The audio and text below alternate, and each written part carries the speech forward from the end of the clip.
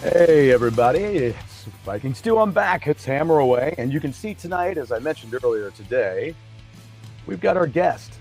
It's Blake Hastings of HIPNOSTIC.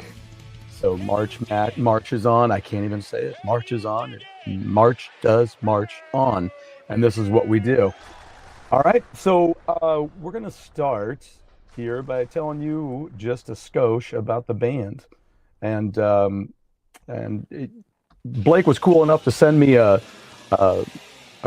review by Steve Rosen. That was he's somebody who is well known in the writing community of music. So we're going to check that out, kind of give us a rundown of this ahead of time. Here is the new album. It is very, very, very good. An Elaborate Scheme is the name of it. Well, let's get into this. This is February 22nd. You can see when it is.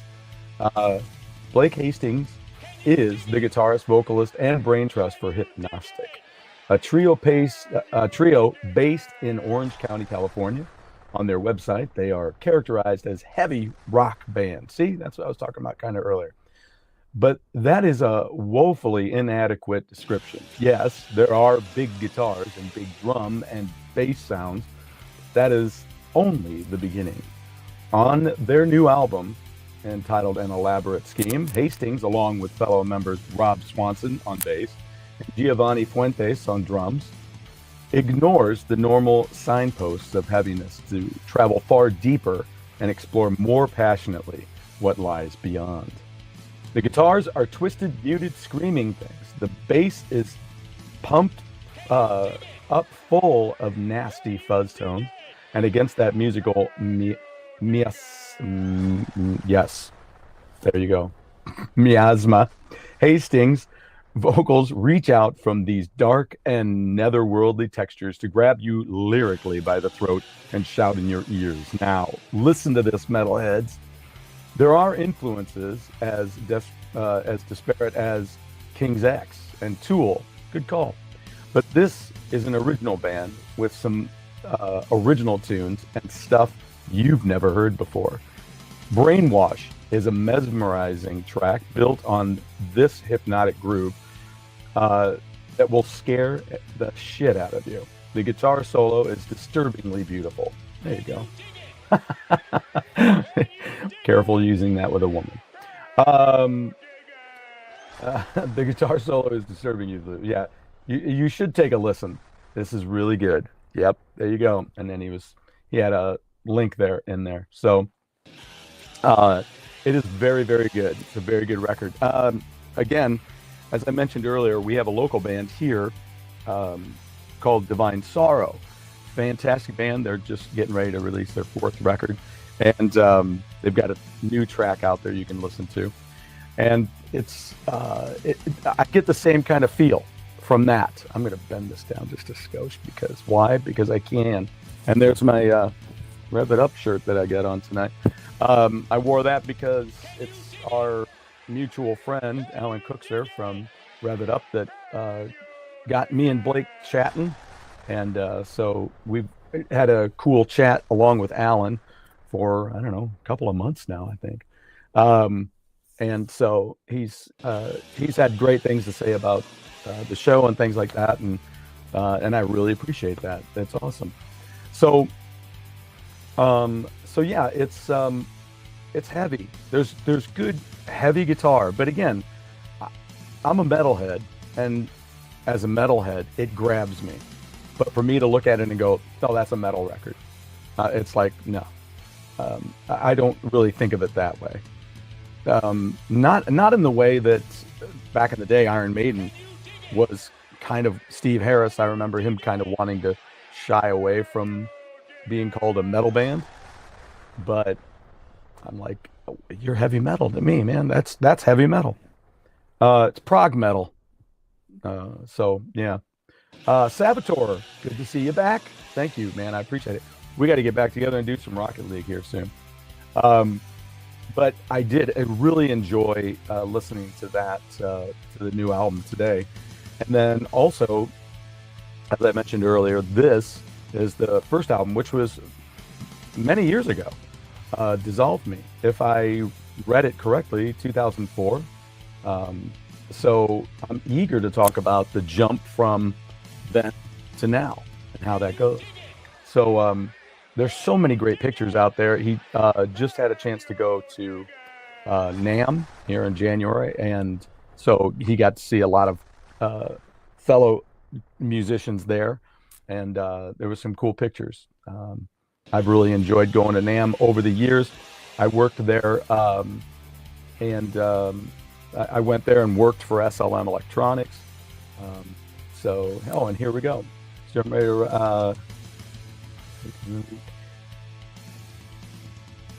I don't know, I'm connecting up.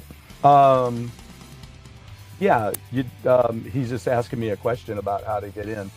The link should lead you right here. I don't know if you're hearing me now, if you've got the show on or not. So here, let's get him in, shall we? To use the link, then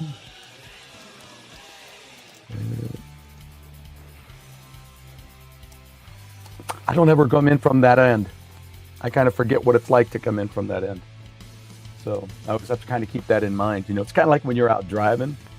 You know, people who haven't started driving yet, and you're like, like when I'd go to work, you to put in your name. Can you dig it? And Can you dig it? oh.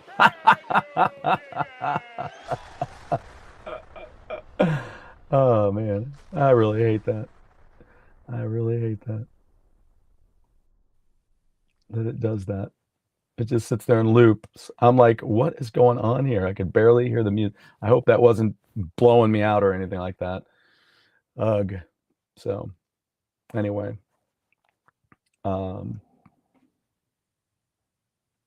Let's see. Use the link. Let's see. Are you using your phone?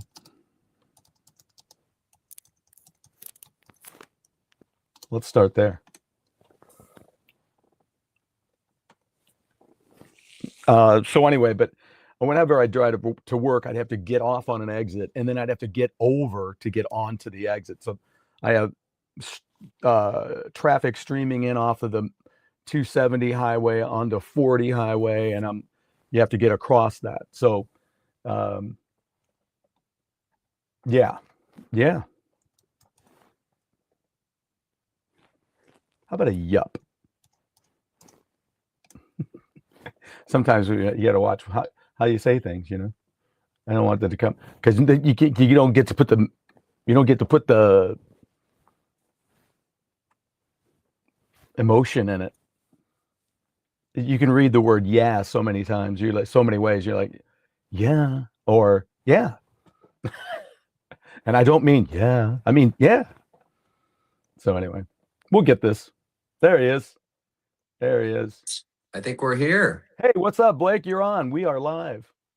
All right. Well, just awesome to be hooked up with Mr. Viking Stew. How are you doing, buddy? Yeah, I'm doing good. It's great to have you here. You this guy, I'll tell you what. I don't know if I don't know. I have talked with some very nice people over the years, but yeah, every emotion through a text with this gentleman is so nice. I'm just like, geez, man. Hey, man, don't we need half as nice when I text? Well, it is good to talk with you finally. We've been overdue to do this, and thank you for your patience. The last few months have been very hectic for myself, and then of course we got into the holiday. You too. I think you were doing a remodel, weren't you? I was. I did. I am. It's still kind of happening. I still have a few little details to make sure that I want to get my backgrounds right and all the cool stuff. I got some very cool stuff. But. Okay, so you're doing a remodel in your own studio there. Yeah. I love it. I love it. I've been. I was very fortunate. I was helping a friend of mine move, And they were like, yeah, we're leaving the couch. I'm like, that couch would be perfect in my music room studio area. Right. So she's like, sure. I said, that table would be great if you're selling it. She goes, yeah. So Perfect. yeah, for Well, a couple of perfect. bucks That, and some muscle work, I got yeah. a So you've new been, little yeah. couch. Yeah, it looks So very impressive. You've got the rock and roll couch already, and you got the pictures that's on the wall, and yeah. and Look at this. I mean, this couch. I just love this couch. It's oh, got that's the awesome.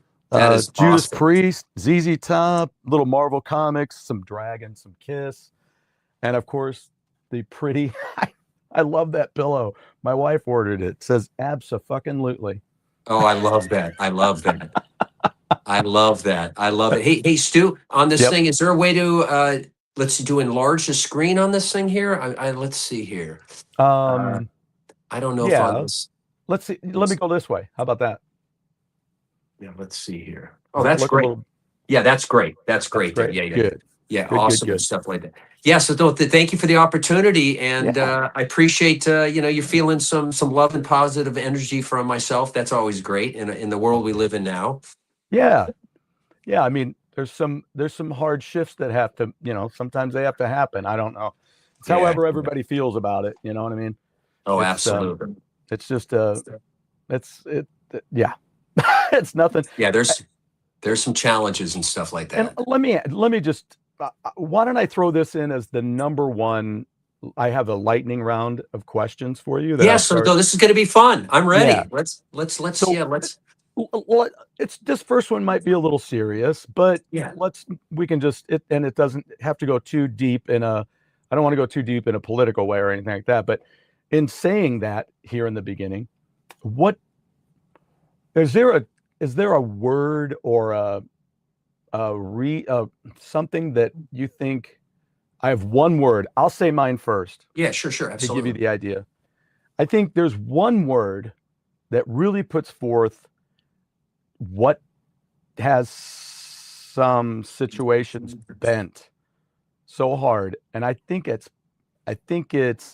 pain.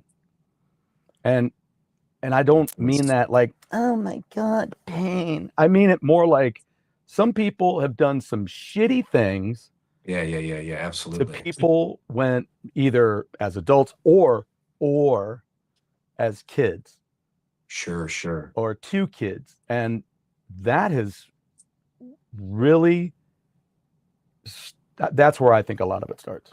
I think there's a lot of pushback from people who have had a lot of pain and they don't know how to deal with that. And it's unfortunate. Yeah, no, there's well, that's definitely a lyrical word that comes up a bit in our music a lot. That's so that is definitely a thing that everybody's dealing with. I think it's such a broad thing. I mean, that's a section of people growing up and the things they've dealt with. I mean, but now we're faced with so many different things that are coming at us. Obviously, with the social media and the internet and all those things, and I mean, it's the wild, wild west out there, and Right. I think we for myself and for the guys in the band, I think we have to try to make it as simple as possible and try to worry about the things in our own life and try to deal with the things that we can have somewhat control over, to Right. kind of our families, our jobs, our relationships and stuff like that, and so that we don't get sucked into this vortex of all this negative energy. And in writing the lyrics with the band and stuff like that, a word that comes up quite often, pain is one of the things in some of the lyrics that we're all feeling. But the word we want to lean on most is the word hope. And that's kind of the thing that there is hope. Amidst all the chaos that's going on, and it's just every week there's just a new thing, and it just becomes overwhelming. So yes, I think that I think a lot of those things encompass, which is what you said. People growing up with the situations, but that's just one sliver of everything going on. So Right. it's interesting. When I was a young man, things seemed to be a little bit easier. And one of the most interesting things that I don't know, maybe I missed that chapter in the book, is that I was just talking with some friends. It's weird as you get older here, you know, we're seeing more and more people having ailments and issues and cancer issues and deaths, and musicians that Right. we, you know, that I never imagined would not be here to create music, and then family members and then celebrities and stuff like that. It almost seems like everybody, you're thinking like, wow, you know, as you get older here, wow, I mean, there's a lot more of this death and pain and sadness and health issues, your parents, your friends, your spouses, you know, dealing friends with cancer, my God. So I mean, you know, I mean, it's really hard to not get down. And so I find myself trying to fight for that as much as I can. And really in the music that we create, you know, obviously it's a very modern, heavy, hard rock sound that we do. We love that type of music. That's in our hearts. But really trying to bring in some hope and some positive energy, and in a way that we're not beating people over the head. But if you get in there a little bit about it, there's definitely some hope and belief that we have that that there will be better things to come someday. You know. Absolutely. So, Absolutely. And I think definitely playing music and having that opportunity to be amongst people in those, you know, on a, even if, you know, even if it's like me where I'm just doing some weekends, you know, yeah. to be able to get out there and just have some fun and put smiles on faces, and Well, even if I'm just doing cover tunes, you know. Well, you are Stu Clayton Thomas, man. Come on. Come on, man. I meant, you know, no one does that anything better than Blood, Sweat, and Stew, right? So that's your new cover band or tribute band, Blood, Sweat, and Stew. I love it, man. I'm telling you, man.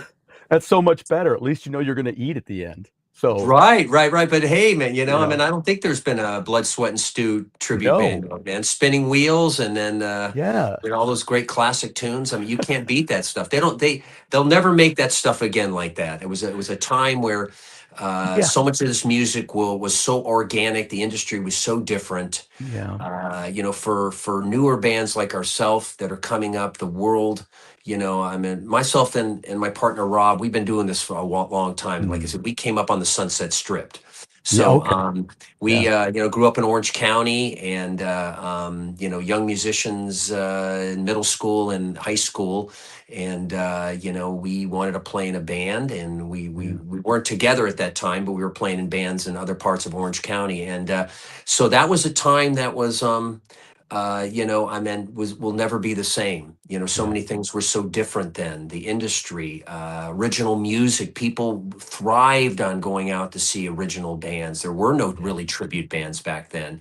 Yeah. You had your cover bands, of course, and but it was such an awesome time. So I Yeah. mean, you know, I meant, Can I? yeah, Let me save this one for. Let's put a pin in that. I want to yeah, talk about. sure, I want to talk about that too, though, where, you know, you may have had people come up to you before. I had a guy, I was just talking about it.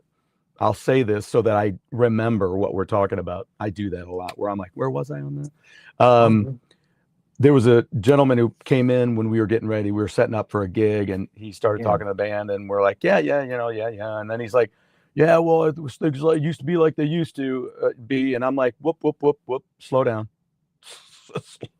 Slow down.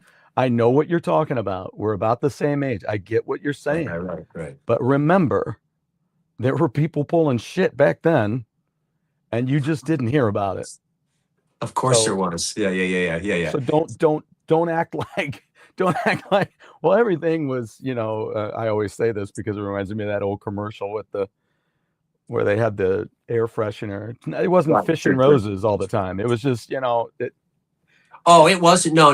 It was definitely. I mean, there You was know. the same type of shysters and crooks and all that type Right. of stuff. That, yeah. Right. It was just.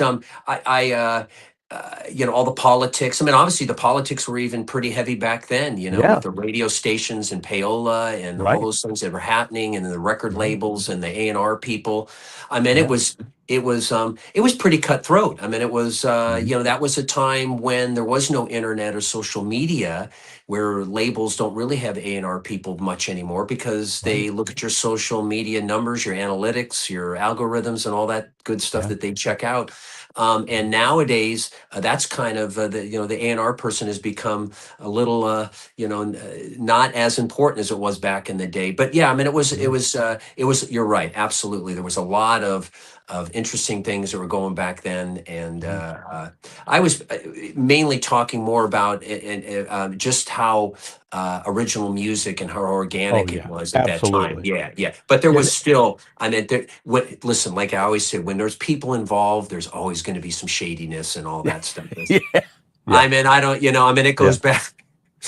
It's just they have a different way of wrapping it up in a burrito, you know. I mean, right? They wrap it up a little bit differently. Good. They package that. They put the lipstick on that pig, just a little bit different, maybe with a different brand. So I shouldn't eat it? It really looks good. I don't know. No, don't eat it. Don't eat it.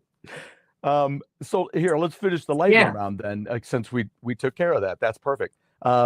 First song you learned to play. Boy, that's a good one. That's an excellent question. I didn't have the focus when I was a kid. I always wanted to play music, but I didn't. But I always hear stories about, you know, of course I went through it when I started playing at 36, but everybody's like, oh yeah, and I brought in this music to my teacher and I wanted to learn this song, or I learned this song on my own. Or I think that's interesting to think about. So many people can recall like the moment they played one thing. I think there was a culmination of a couple things. I mean, I know obviously some of the easier stuff. I meant some of the, you know, like I meant, you know, Paranoid by Sabbath was an easier tune to kind of rip off. You know, I mean, obviously when Van Halen 1 came out in 78, you know, You Really Got Me was an easier tune. Of course, the rest of the stuff I had no clue of. I was so amazed by what I was hearing on the radio. No doubt. I would say some of that, like I said, I think it was a couple different songs, you know. I mean, you know, obviously, you know, I mean, not going to be shocking here that, you know, of course, everybody gives you a good old shot to Smoke on the Water. I mean, you know, of course, some of the obvious ones as you're picking it up.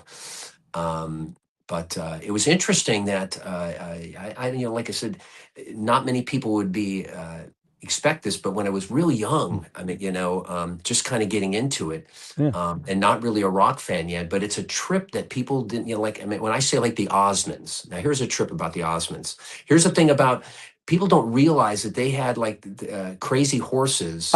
There was an album that, like I said, as a young kid, me and my brother, we would put shows together in our room and kind of maybe dress up in costumes, and not knowing much about where we were going as a young kid, you know, the Osmonds, whatever it was, and people go like, oh, the Osmonds and stuff like that. But no, people didn't really have an idea. If you listen to Crazy Horses, I mean, that record, I mean, some of the guitar tones that record, early on, some of that stuff was like very like, wow. I mean, you know, inspirational in a way, and most people wouldn't really expect that, but and of course they you know, they had their show and stuff like that, but that one album, I'll always remember them going like, just the music on that really, as a young kid before I got into some of the rock that followed and stuff like that. So I don't know if anybody's ever said that on the Stew podcast, but the Osmonds.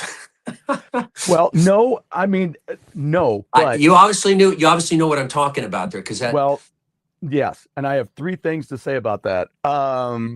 Number one, my wife just saw Donny Osmond not too long ago out in Vegas. Yeah. But I've always talked about playing tracks from, and we'll get into this when we're talking about your album, because I really love what you guys did. But I've always wanted to do stuff by either, maybe not by the Monkees, by Partridge Family, you know, all of that stuff, because, you know, of course they were done by other people, but the singing and stuff was done by some of those members. But the third thing is, have you heard Black Star Riders' version of Crazy Horses? I didn't know that. Oh, that's interesting. I would really, okay, I didn't know that. We're going to be playing that in my band. Oh, that's awesome. Awesome. Yeah. So that's funny. Because I remember as a young kid, that was just really, uh, you know, um, and then of course, It's a Don. unique tune, man. It's Yeah, yeah, and the rest of that record, there was just, you wouldn't think, but the Osmonds had a heavy vibe to that stuff, and that yeah, guitar stuff, the horse type effect that they did on that. So that's a yeah. trip. That is, I didn't know that Black Star Riders do that. Yeah, Black Star Right. I'm going to do something here real quick. I think one of my That's speakers is awesome. picks up something.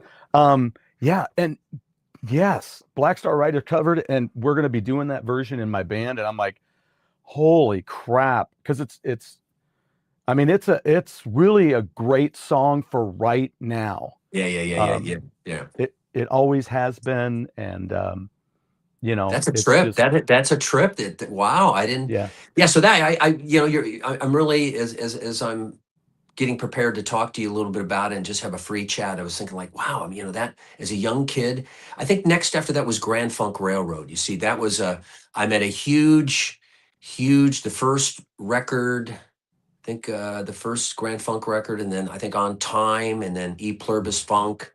I mean, that stuff really set my world on fire. Mel Shocker, Mark Farner, Don Brewer. That stuff was really that was the shit that, as a yeah, young kid. I mean, that was that early Grand Funk stuff. I remember, yeah, the day when you'd get the album and sit there and just look at the picture, just the one picture or two pictures, and just get immersed into that.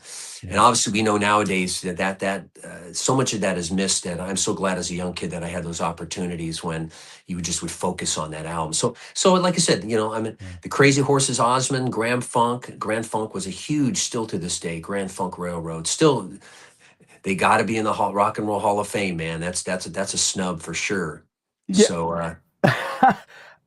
Yeah, I don't get mean us started on the snubs. The that's an snubs. interesting one because Yeah. you know I'm I'm always trying to I don't know. I stay away from talking about the Rock and Roll Hall of Fame Yeah, I mean, because I don't want to give them the time of day right. because I just Yeah, it's it's yeah. I mean, many of us that are rock fans, we know it's a little bit messed up, yeah, but they should be in there, and I think at some point they will be. But it's a shame that they haven't been acknowledged. I mean, that great music, what a great band! yeah, That's just fantastic band. yeah, really good. I mean, Don Brewer, Mark Farner, their harmonies, both of them being strong singers, a three piece. I mean, us being a three piece as well. I mean, it just really soaked into that. So, Absolutely. yeah, so I mean, like I say, some of the obvious little guitar songs, like I said, like the Smoke on the Waters and the You Really Got Me's and stuff like that, the Yeah. Sabbath stuff, and tried a little bit of Stairway to Heaven, So that's kind of, the first song, whatever. It'd be hard to remember exactly which one was the first riff, but a couple of those ones were the early ones that, but I was originally interested in drums first. Was the interesting thing. I was a drummer. I played in marching band. I was in the marching band in the drum section and stuff like that. Yeah. But later progressed over and just kind of moved over to guitar. So Okay. Yeah, that's awesome. My son was also he was in the drum section of the marching band as well. oh And yeah. We had a great yeah. time. We were always the people that got a little bit in trouble. I meant still good friends with two of two good friends with still two people that were in the marching band with me that were in high school that were still good friends, and they come out and see the band, and Wow. we had some great times as young men there, but great experience, Wow. playing, but great Yeah. memories. Did you do sports at the time too when you were in high I school? No, it was more music. I was And into I played right, orchestra right. in the band orchestra, took music Yeah. theory in high school. Love sports. I played baseball when I was younger. I mean, really Yeah. had a good Yeah. knack for that. But Yeah. it became a time where, it's just a little hard to do everything at once. So it kind of Mhm. then obviously years later, Yeah. I picked the right passion for me. I'm still banging away at this stuff. Yeah, no doubt. No doubt. I know my wife Yeah. said many years ago, she said, well, I really wish we would have gotten the kids into sports though too. And I go, Yeah. hey, marching band is a sport. Do not think that is not a sport. Everything you do in a sport, you do here. Oh You got yeah. all of the physical stuff, you got Right, it was. teamwork, you've got, you're relying on your team to get the thing right and encourage each other. So it's Yes. exactly the same. Oh, it was There's very physical. Absolutely. Yeah. Well, especially Yeah. especially when we do the marching band parades, that was very, Oh, you're yeah. dressed up in the whole outfit, and you're all ready to do the Yes. parade. Got to do the walk, and then it's hot, and yeah, that like so. Not only the football games, it was also the parades, that you would Yep. do, the competitions.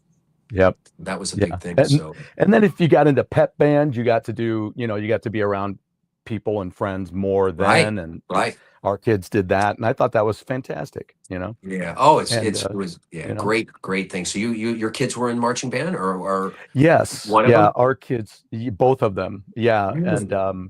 they both of them had a chance. They both got to go to Hawaii and play in the marching band down there, and in a parade, in the King Kamehameha parade.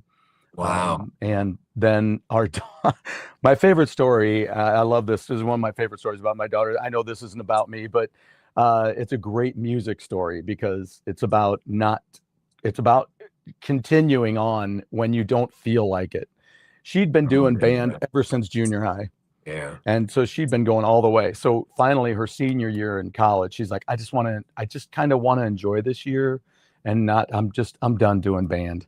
Well, the band leader comes walking in the first day and they said, okay, I know there's a bunch of you that are thinking about quitting, whether or not maybe this just wasn't for you, or if you're seniors maybe and you're done, I just want to let you know our band trip this year is Ireland, and we'll be playing in the St. Patrick's Day parade in Dublin.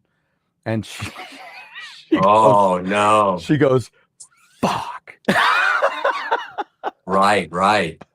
Yeah, that's so did she renege on it and make? She stayed in, and we Okay, went, good. Smart. She had a blast. She had so much fun. But yeah, that Very was smart. just that's a classic. That is a classic. Oh boy, yeah, absolutely. What's your oldest pet peeve? I would say, I guess unreliable. I guess people that you can't, in being in numerous bands and band member change and stuff like that is Mhm. I would say that's one of them, is being unreliable, and Yeah. someone that you can count on, that it doesn't vacillate all the time back and forth, like, well, I'm on, I'm off. Yeah, I'm Right. kind of into it. So many musicians I played with, they seem that they're fired up for the first couple months, and then they Yep. lose that fire, and that's Yep.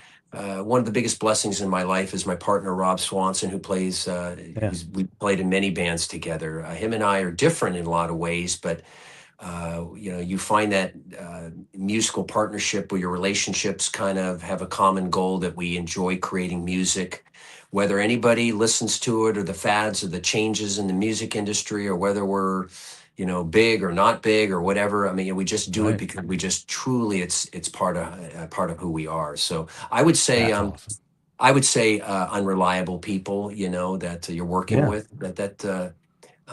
because that kind of stops the ship from moving, the cars, Mhm. and then you got to Yeah. put a new set of wheels on the car. So I would say Right. that would be Right. one of the things. Yeah, because it's I think in dealing with that too, you have to um I've found that it makes you kind of I don't know how we deal with that. It makes Yeah. you a little more human, Right. and a little sharper on the understanding. I don't know if that might be a little too heavy-handed, but what it does is allows you to just know this is business. It's nothing personal. You Right. just don't have the same view I do. I had somebody in a band one time, and they're like, yeah, this is great, and we're playing. Well, we do a gig. Something happens at the gig, nothing major, but then that they come to the rehearsal the next time, and I'm like, are you in or out?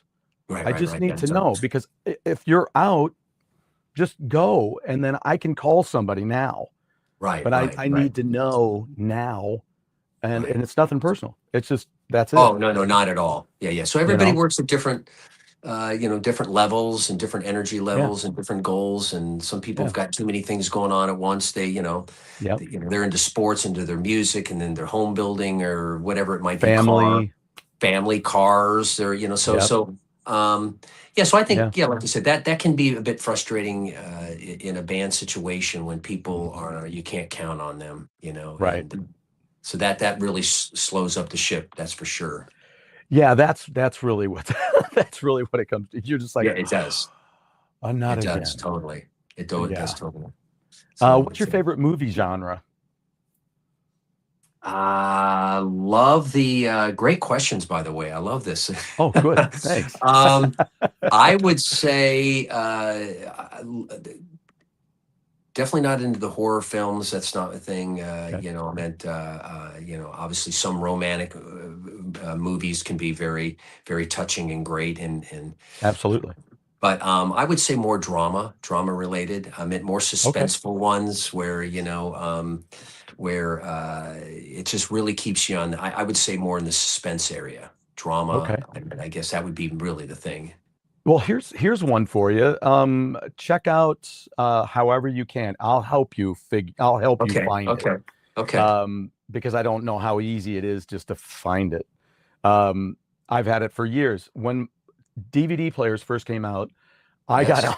got Armageddon, Oh yeah. and my buddy said, "Oh, I got a DVD player." I'm like, "Oh, cool." And he goes, "Yeah, I got my first DVD." I go, "What'd you get?" And he goes, "The Spanish Prisoner."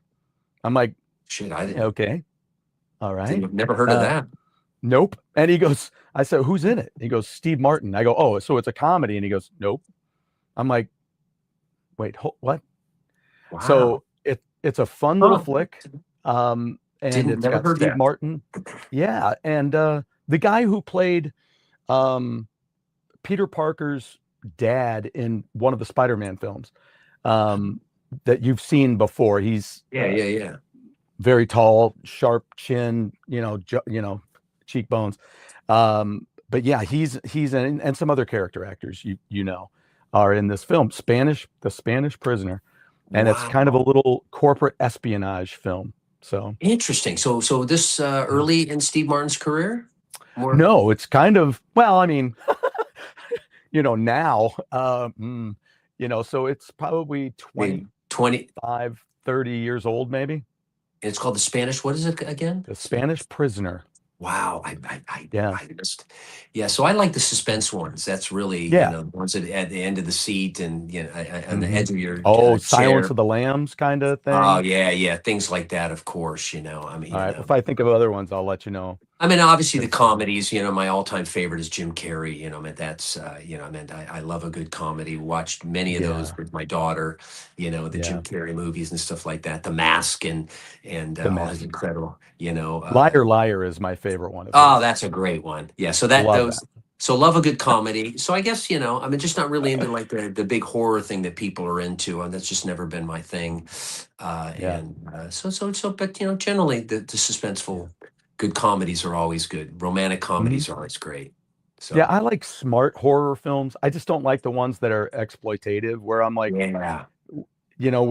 this isn't, why am I watching? These are just bad people doing bad things to people who didn't ask for it.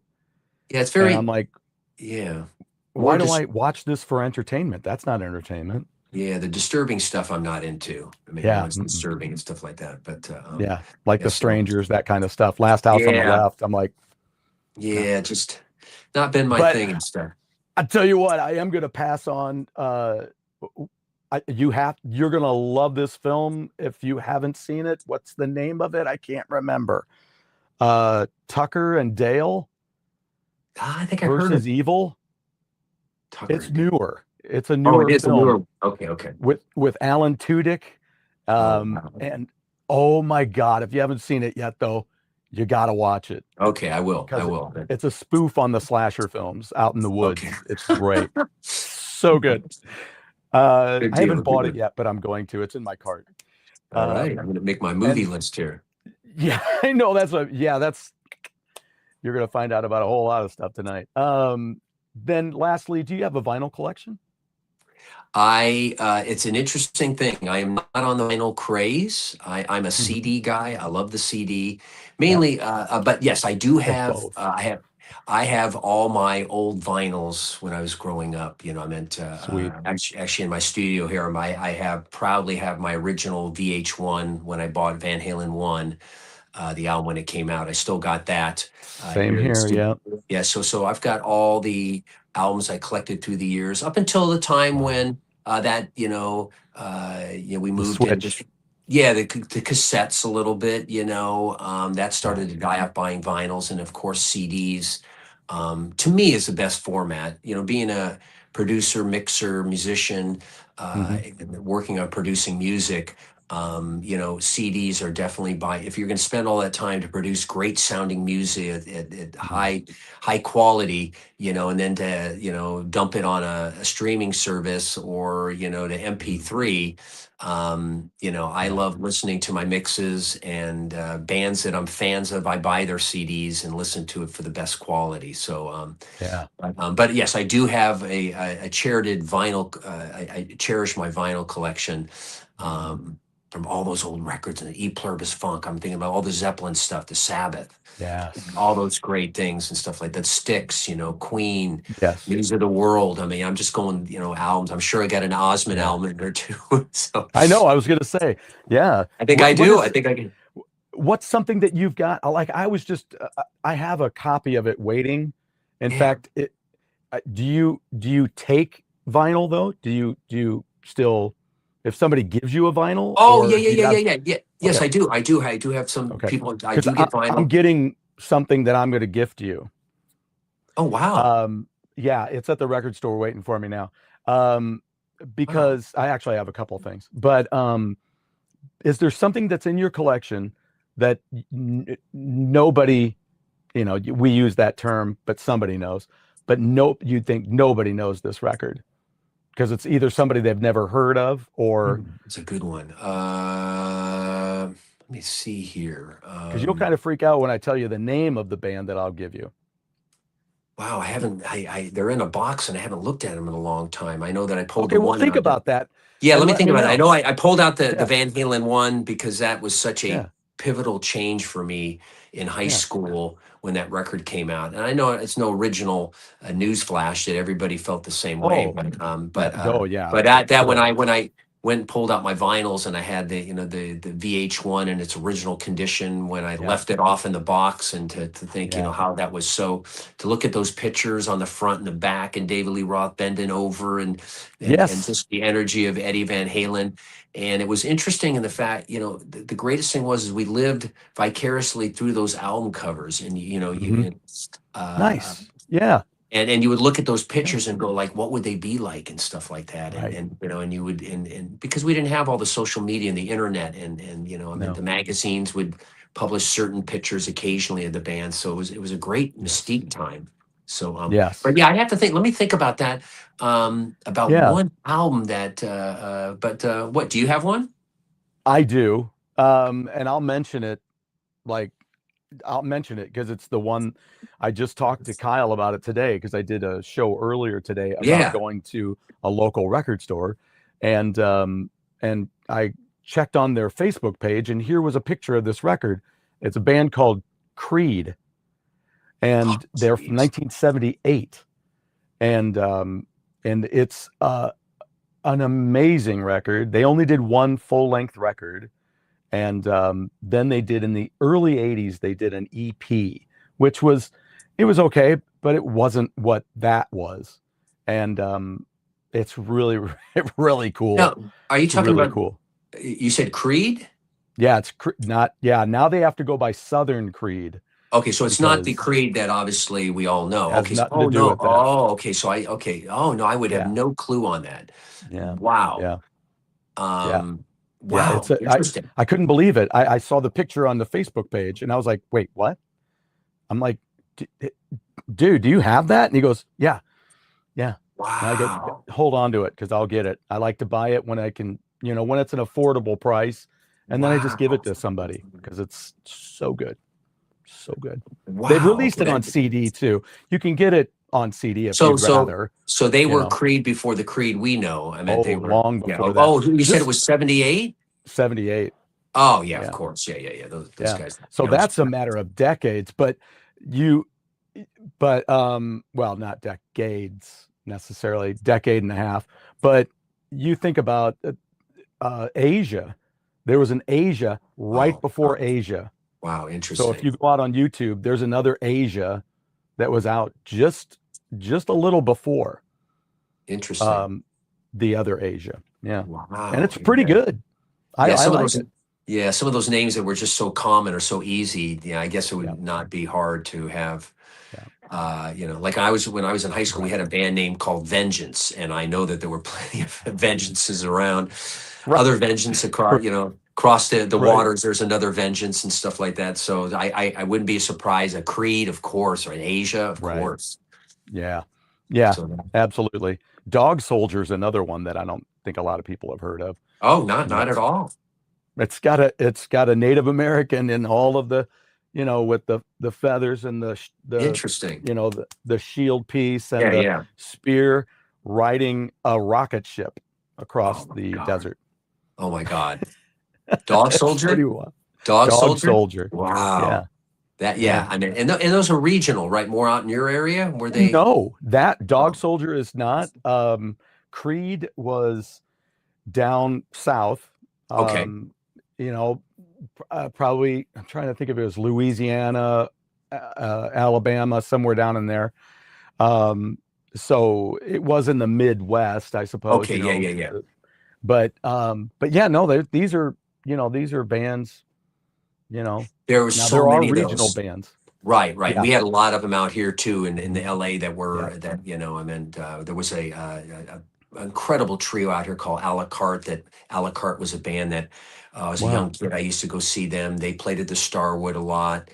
Oh wow. Everybody knew about them, George Lynch and I meant Quiet Riot was playing shows with a la carte. So we had like our regional bands out here that, so many great ones that, a few of them Man. obviously that popped up, the Quiet Riots and all that. Yeah, yeah, Yeah, there's so many bands like that, that many yeah. people wouldn't know, which is Right, amazing. Amazing. Where are right. you, Stu, where do you live? Right Where here are in you located? St. Louis.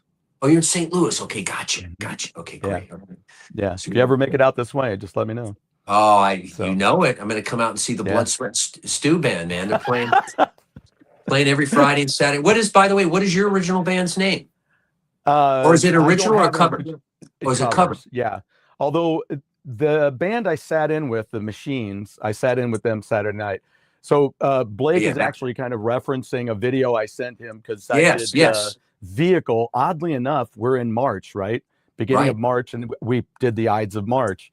We did Vehicle, and I love singing that. My wife loves when I sing that. Oh, that's a great song. So she did a great video of it the other night, and I sent that along to you because I loved it. yeah, Great, I felt great voice. A lot of good hair Thank you. flipping there. You had. Yeah, You got the great hair.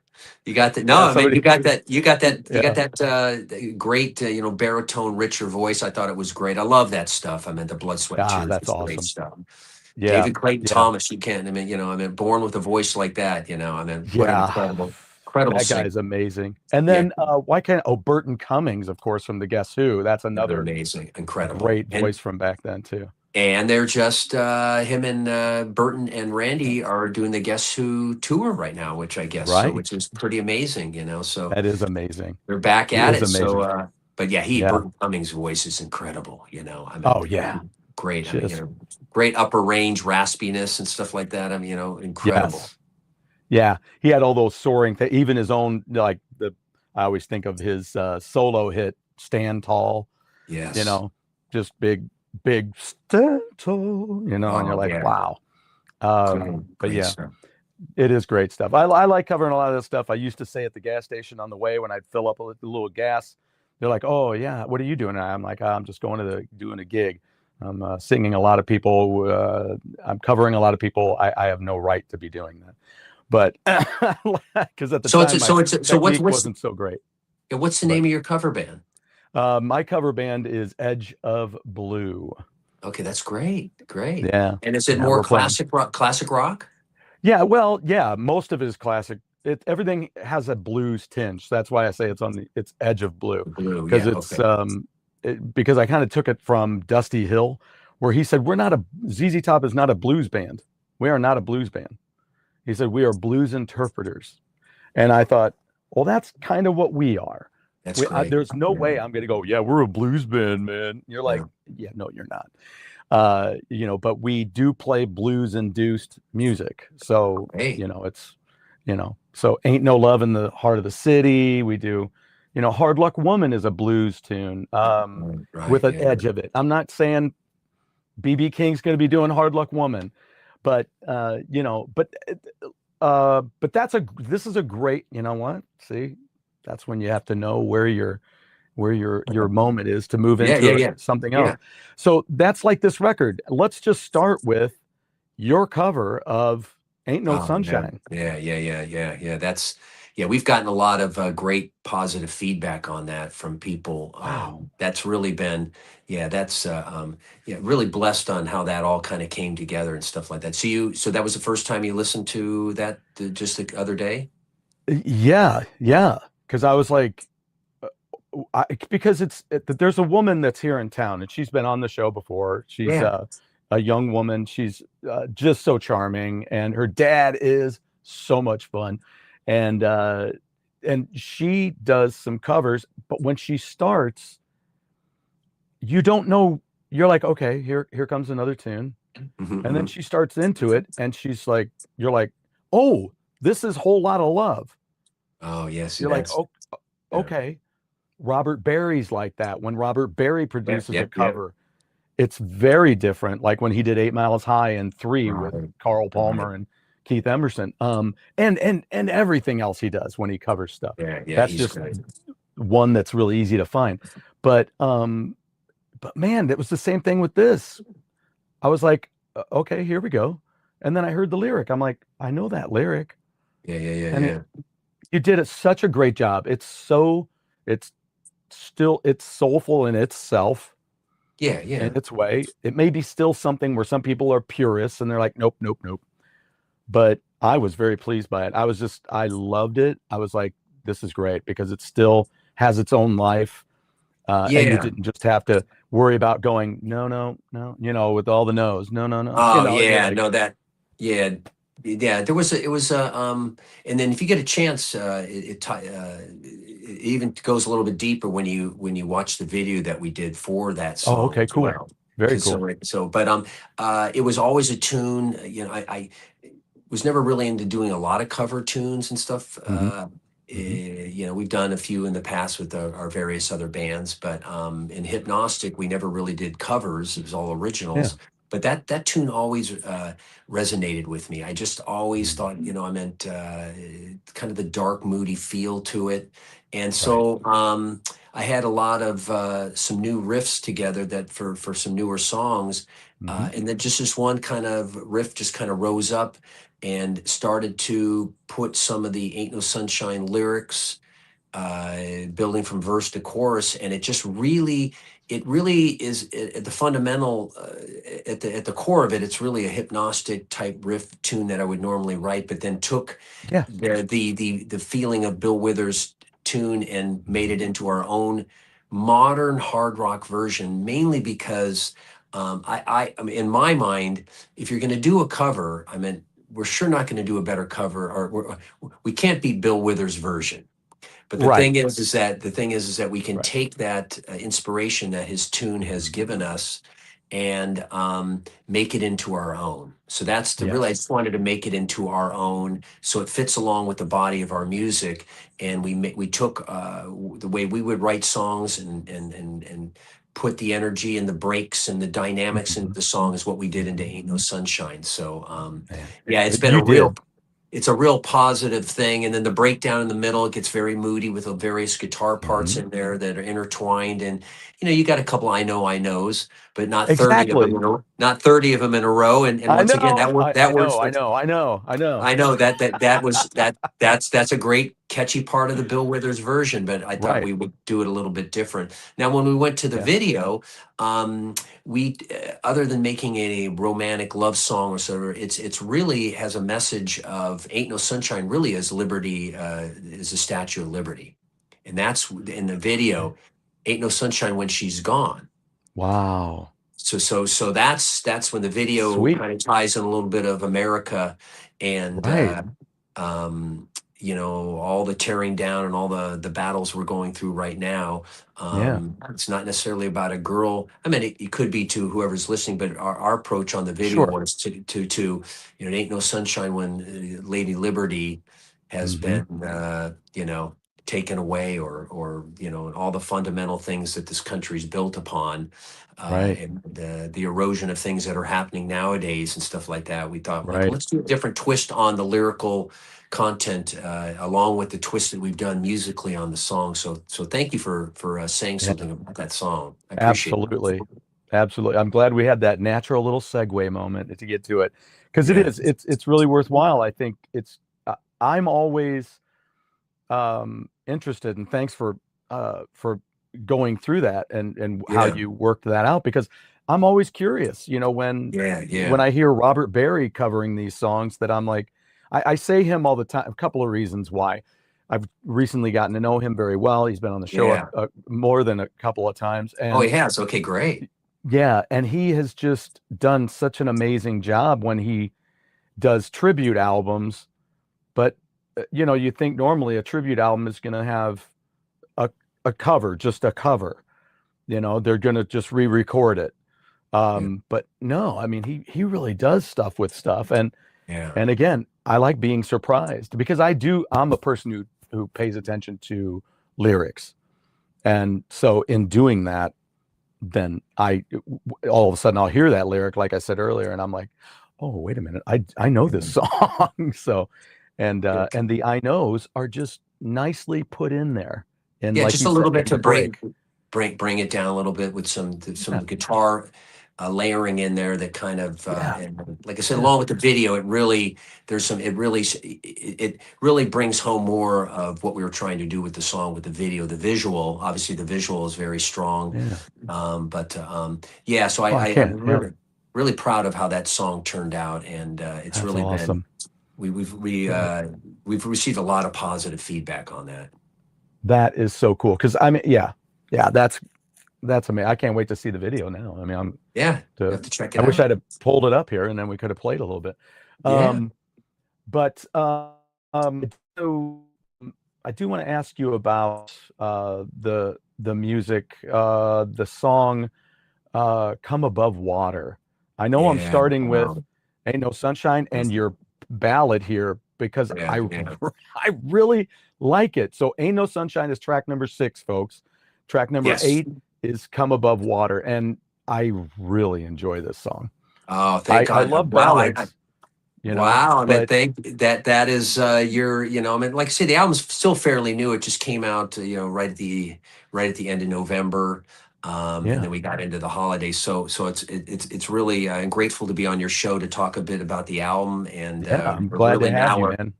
yeah, to have the year now we're starting to pick up and starting to do some interviews and getting some reviews out there from people. But yeah, I am really stoked that you said something about that song. That Oh, is good. really, I mean, you know, that's people have been, you know, gravitating toward the heavier songs in the earlier Right. part. And I don't, you know, and sometimes, you know, people might not listen all the way through. We live in a world now where, Right. you know, I'm a full album guy from beginning to end. But we live in a Yep. singles world now, and I am Mhm. glad that you made it to track 8 on that. That's "Come Above Water." But you know, I mean, it I've made just it to track 10 multiple times already. okay, So okay. But that is actually the funny thing. We're actually going to be shooting next month. We're going to be shooting a video for that song. That's really, to really, along with another song off the album. But that is let's stay really. in touch about that. I would love to come out there while you're doing that if I can. Oh, that would be great. Yeah, that's really one of my personal favorites, and Rob, our bass player. That's cool. It is yeah, it's very moody, dark. The lyrics, you know, I meant for up for anybody's interpretation. But I think Sure, at the end of the absolutely. day, I think wherever you come from, beliefs and all that stuff, you know, I mean, Hmm. everybody goes, you know, hey, can you lend me a hand to get to heaven? And Yeah. however that is. And so, I think that was, you know, the point I was trying to put across with that song. The music has got a very Hmm. dark vibe to it a little bit, Mm. and then the feeling of, sometimes we feel so suffocated by life and everything around Mhm. us, and you know, sometimes we just want to get above the water for some fresh air. So Yeah. that's kind of Yeah. that's awesome. Yeah, it's definitely on the album. It's definitely a little bit more of a standout Hmm. track as far as bringing the volume down a little bit and bringing the emotion out. So Yeah. thank you for saying Yeah. something about that. That's awesome. Yeah, that's Absolutely. one of my favorite. It's a Absolutely. real yeah. It really brings some emotion to me and to Mhm. others that have heard it. So I'm glad it Yeah. got into the soft spot of stew there. Well, I'll tell you what, you know, for a metalhead, I'm a romantic. That is for certain. I Me mean, too. Me too. that's the way it is. I mean, you know, I love people. I like working with people. I like Yeah. helping people. And when it comes to that, I know also at the same time, part of the reason that I love doing that is because of the fact that people have helped me, Yeah. and I've been surrounded by people who are compassionate. Yeah. You know, even all the way down to how compassionate my bandmates were last night when I was just blowing it. I was just like, geez, I can't stick on my lyric. Oh I'm yeah. not getting this right. I'm so sorry. But they're cool. They're always cool about it. They know I work my ass off after that, and Yeah. Yeah. Yeah. we're Yeah. We all always, have our you yeah. know, we're always good for the gig. But you know, you have those moments. So Right. it's great. And I think on top of that, and then saying that about that song too, I think I didn't say this yet though, but in saying about the Ain't No Sunshine at 6 and Come Above Water at 8, I think the album is well put together Okay. So too. you thought the sequencing was all right on that? That's always a Yes, difficult thing to do when you're it putting a is. record together. Yeah. It's hard to, I mean, some of these songs we've been playing live for a while, so some of them naturally work back to back really well. Yeah. But Yeah. the pacing of a record, the different tunings, so everything doesn't sound the same. Not everything Right. is the same BPMs, the Right. beats and stuff like that. So I'm glad that you felt it was Yeah. paced. If it was paced well, that's we sure tried to do that. Yeah, because when I jumped into that track 8, I'm like, okay, this feels good. Because I know that, you know, you come from this, you got Blind Eye C, and then you go Yeah. into this. I felt good. And then you have the brainwashing real truth to walk you out. And I just, Right, right. Yes, so yes. I felt real good about it. Good, good. I That's was good. so That's coming into that song, oh, I that's guess that's awesome, why it Stu. hit me. So yeah, Yeah, at yeah, that point, I don't think people were ready for that, yeah, really hoping that people, especially when we get the video going and try to put some mhm, visuals with that, yeah, bring down the mood. I think that a lot of people might miss that song, and I give you an yeah. A++ for picking up on that, there, Stu. Thank You're a you. Oh, I'll musician give guy. you You're a listener. right, You're right. a listener. That's Right. Yeah, great. and I dig that. Now, sometimes, you know, and sometimes I may know it. I may know I don't like the track listing because it doesn't catch me. Yeah, Um, sometimes you just, and also that's sometimes why I like to have these kind of talks about the album because yeah, I don't want if they don't want to go too much into detail on the lyrics because they want to leave it open for everybody, that's fine. yeah. Sure. But sometimes it helps. Like when Boston years ago, they put Wow. out, I can't remember, they put out a ballad on their greatest hits, I think. Oh, And really? yeah, and I was like, well, two things about ballads with them. Well, three things actually.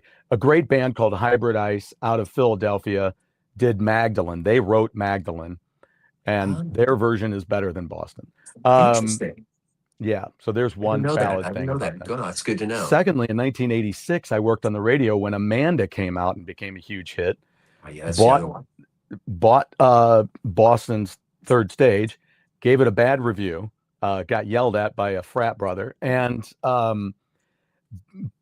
But then they started the album with Amanda. I was like, really? This is Oh, Boston.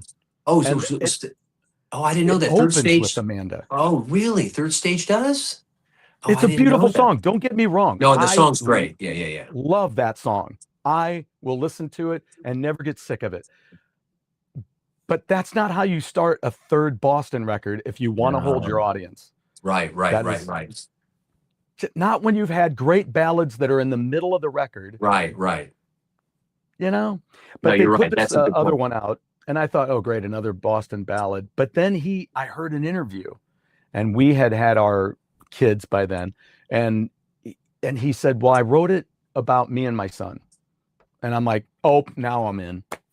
Okay. I'm totally in. I totally get it. I'm And totally in. that was Tom Schultz. Tom Schultz said that? Yeah.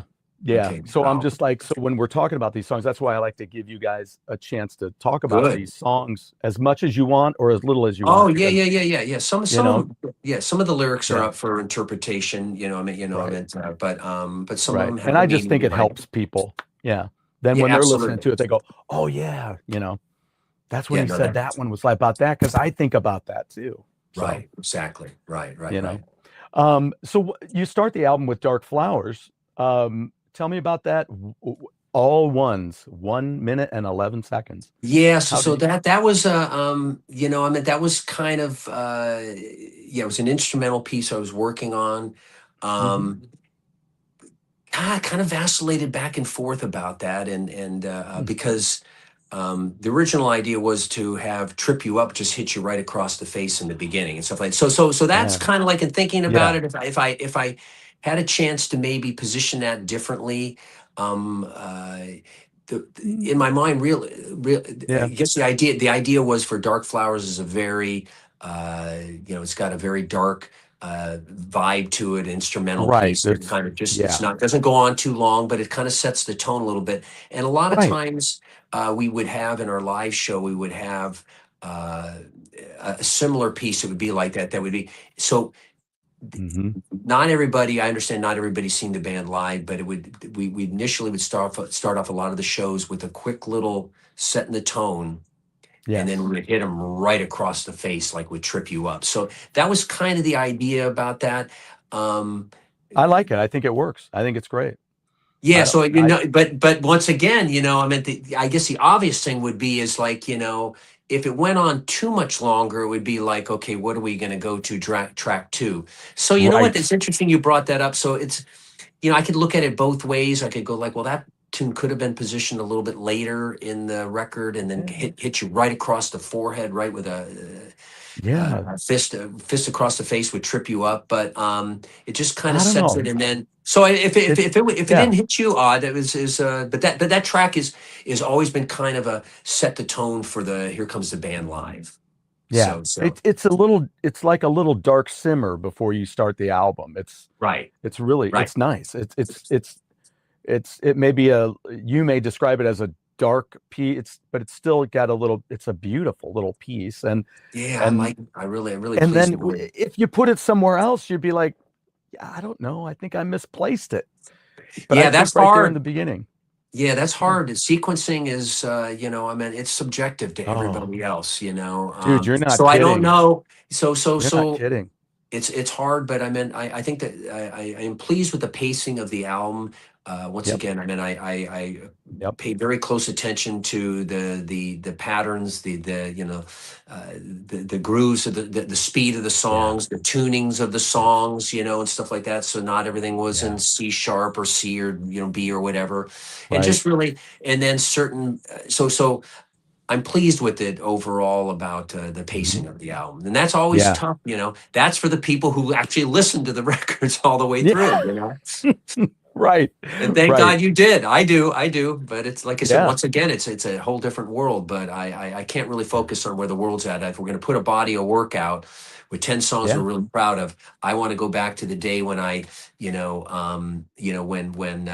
we listened to those albums from beginning to end, and I think about instrumental pieces like like Judas Priest's Electric Eye on, I think, with Oh, Screaming yeah. Vengeance.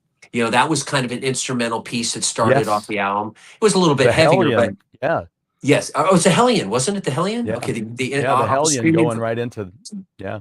Was it? Yeah, it's off the Screaming for Vengeance, right? Hellion into. I just called it their album of redemption, is what I I love called that. it. I love that. I Because love that. good So God, they put out British Steel, and then they put out Point of Entry, and I'm like, what in the hell are you doing? And the Yeah. cover that we got here in the States, yeah, look, I joke about it. Because I'm like, Stevens, you could just see the ad department that gets, or the design department that gets Yeah. this album cover, right?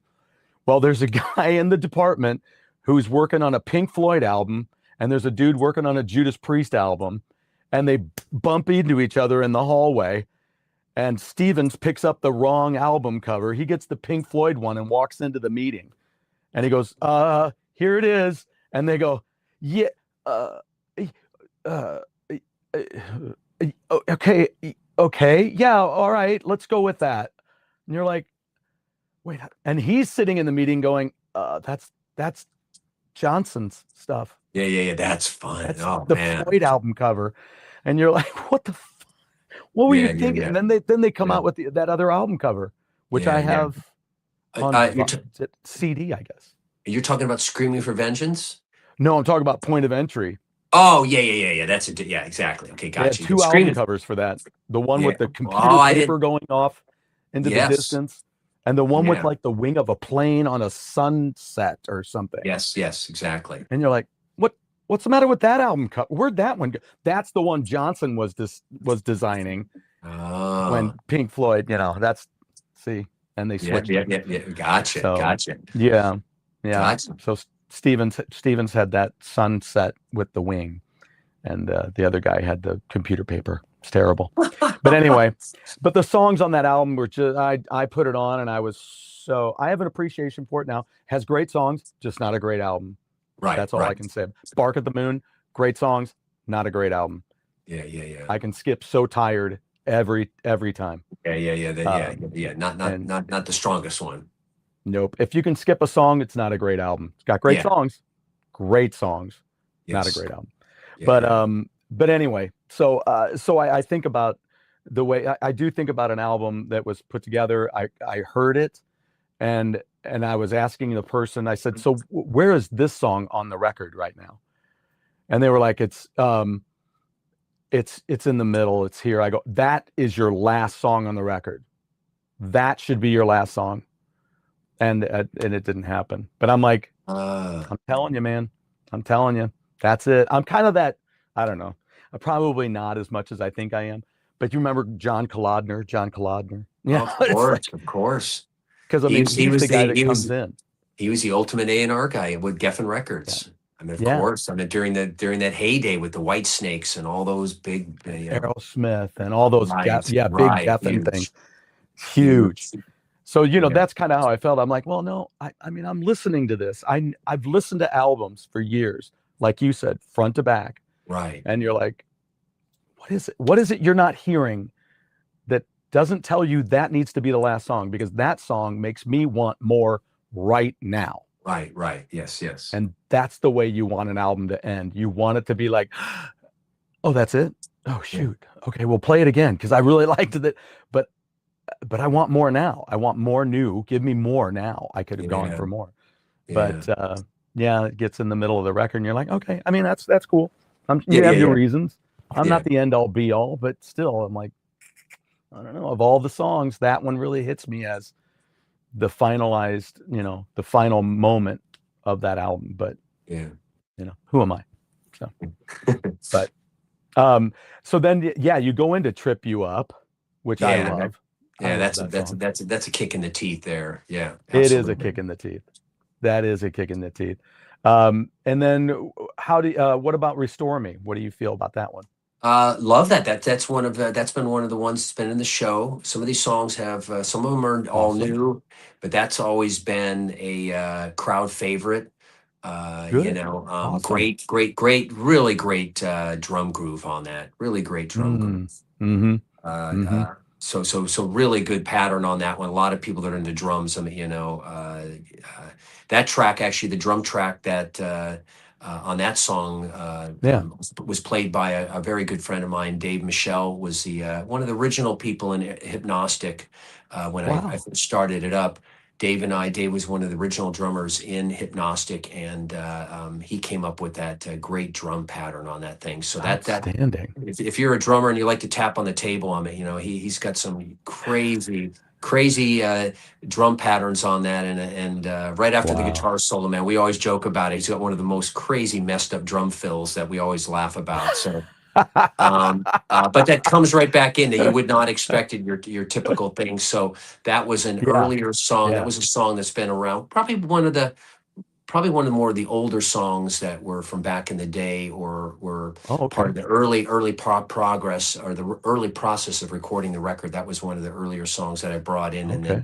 then Dave was part of the band at that time, and laid down a monster drum groove on that thing. So, Wow. but yeah, that's a straightforward up tempo kicker. That's you know, a little bit Yeah. different than Trip You Up, and I think everybody can feel has a need at time to restore themselves. You know, Yeah. whatever it is that Amen needs to to that. restore you. So that one, Yeah. you know, I meant looking for inspiration wherever you might find that to restore yourself and get back to square one. Yeah. Yeah. I've been kind of going through those kind of things lately with trying to, you know, up the game here and doing different Right. things and trying to get ready. You know, you're like, you know, I should be doing something like this, but then, you know, you're like, oh, you're doing the right things. Just make sure you're constantly doing the things to move towards that. Right. There's going to be days when you're going to be like, I'm not doing enough, but there's, Oh, no. so we all need that restorative process, whatever, Right. however it goes, you know, as long as you're not kicking somebody's ass to do it. Yeah, But, yeah. So it's got a cool little break. It's got an unexpected breakdown in that tune in the middle that gets down. Maybe one of the more unexpected breakdowns of all the songs in that middle part on that song Interesting. that gets down, Okay. and then it comes out, and it, like I said, hits you across the face with an interesting guitar solo on that. You know, so but yeah, that's Yeah. been a crowd favorite for a long time. I would say so far, this is kind of a good workout album. I think there's some Yeah, really I good, hope so. Yeah. there's some good workout tunes on here, man, because it's good and powerful. Same, I feel this, you know, feel the same about, you know, I was telling you about Divine Sorrow, and I think, you know, that Yeah, there's a good great power, band. Yeah, thank you for good turning me power in on to there. that stuff. Yeah, Yeah, yeah. yeah. I wish If that there's a so way I there. can get you guys together, Yeah, I would love to do that, man. You know, I'd love to. They're right in our wheelhouse. You know, modern, right. heavy rock. And they're a band out there in your area. Yeah, they're right here in St. Louis. I just saw them the other day. I hung out with them. So Wow. they're Yeah. friends of mine, good friends, and they're super guys. I mean, We like super guys. We like that's what I'm nice saying, guys. dude. You would love these guys. They are the nicest set of four guys in this band. You know, just Yeah. fun. Brian I is a hoot, you know. Yeah, that's a great. So Yeah, it's a really good, cool riff. Thank you yeah, for turning me on to that. There's just so yeah, you much. got it. It's so much. There's so much music out there. You know, how do you There stand is. above the fray and stuff like that, and stand above Yeah, the crowd? You know, but yeah. So that's great. You yeah, turned me on to some new stuff. I'll be yeah. checking them out, checking it out, Yeah, and cranking it up on yeah. Spotify. And I think the cool thing about you two working together too is it's not like you're not fully the same, you know, where you're just like, oh, that band sounds like that band. You should put the no, no, no, no, No. no. There's a good healthy difference between Right. you guys. There's things that are akin to both bands, but it's not like the same band. So you're Yeah. like, No. oh, Right. so we're watching two of these bands. You're like, no, there's differences. And it's great, especially, you know, especially in the vocal department. So that's great. So there's a big difference. Oh However, yeah. there are some He's good harmony things happening with both. And I think yes. that's where it lies too. And the power, completely the Yes. Oh, power. totally. Yeah. No, I love that. That was Yeah. very good. Very Yeah. suitable. Not all the same, Yeah. but great on a bill. You know, great on a bill. Absolutely. Playing together. So Absolutely. we got to set that up with and then Yeah, having you I'll, come out and belt out a couple tunes, and then you MC the show, and we bring it all home. done deal. Let's get that set up. I don't see why we can't.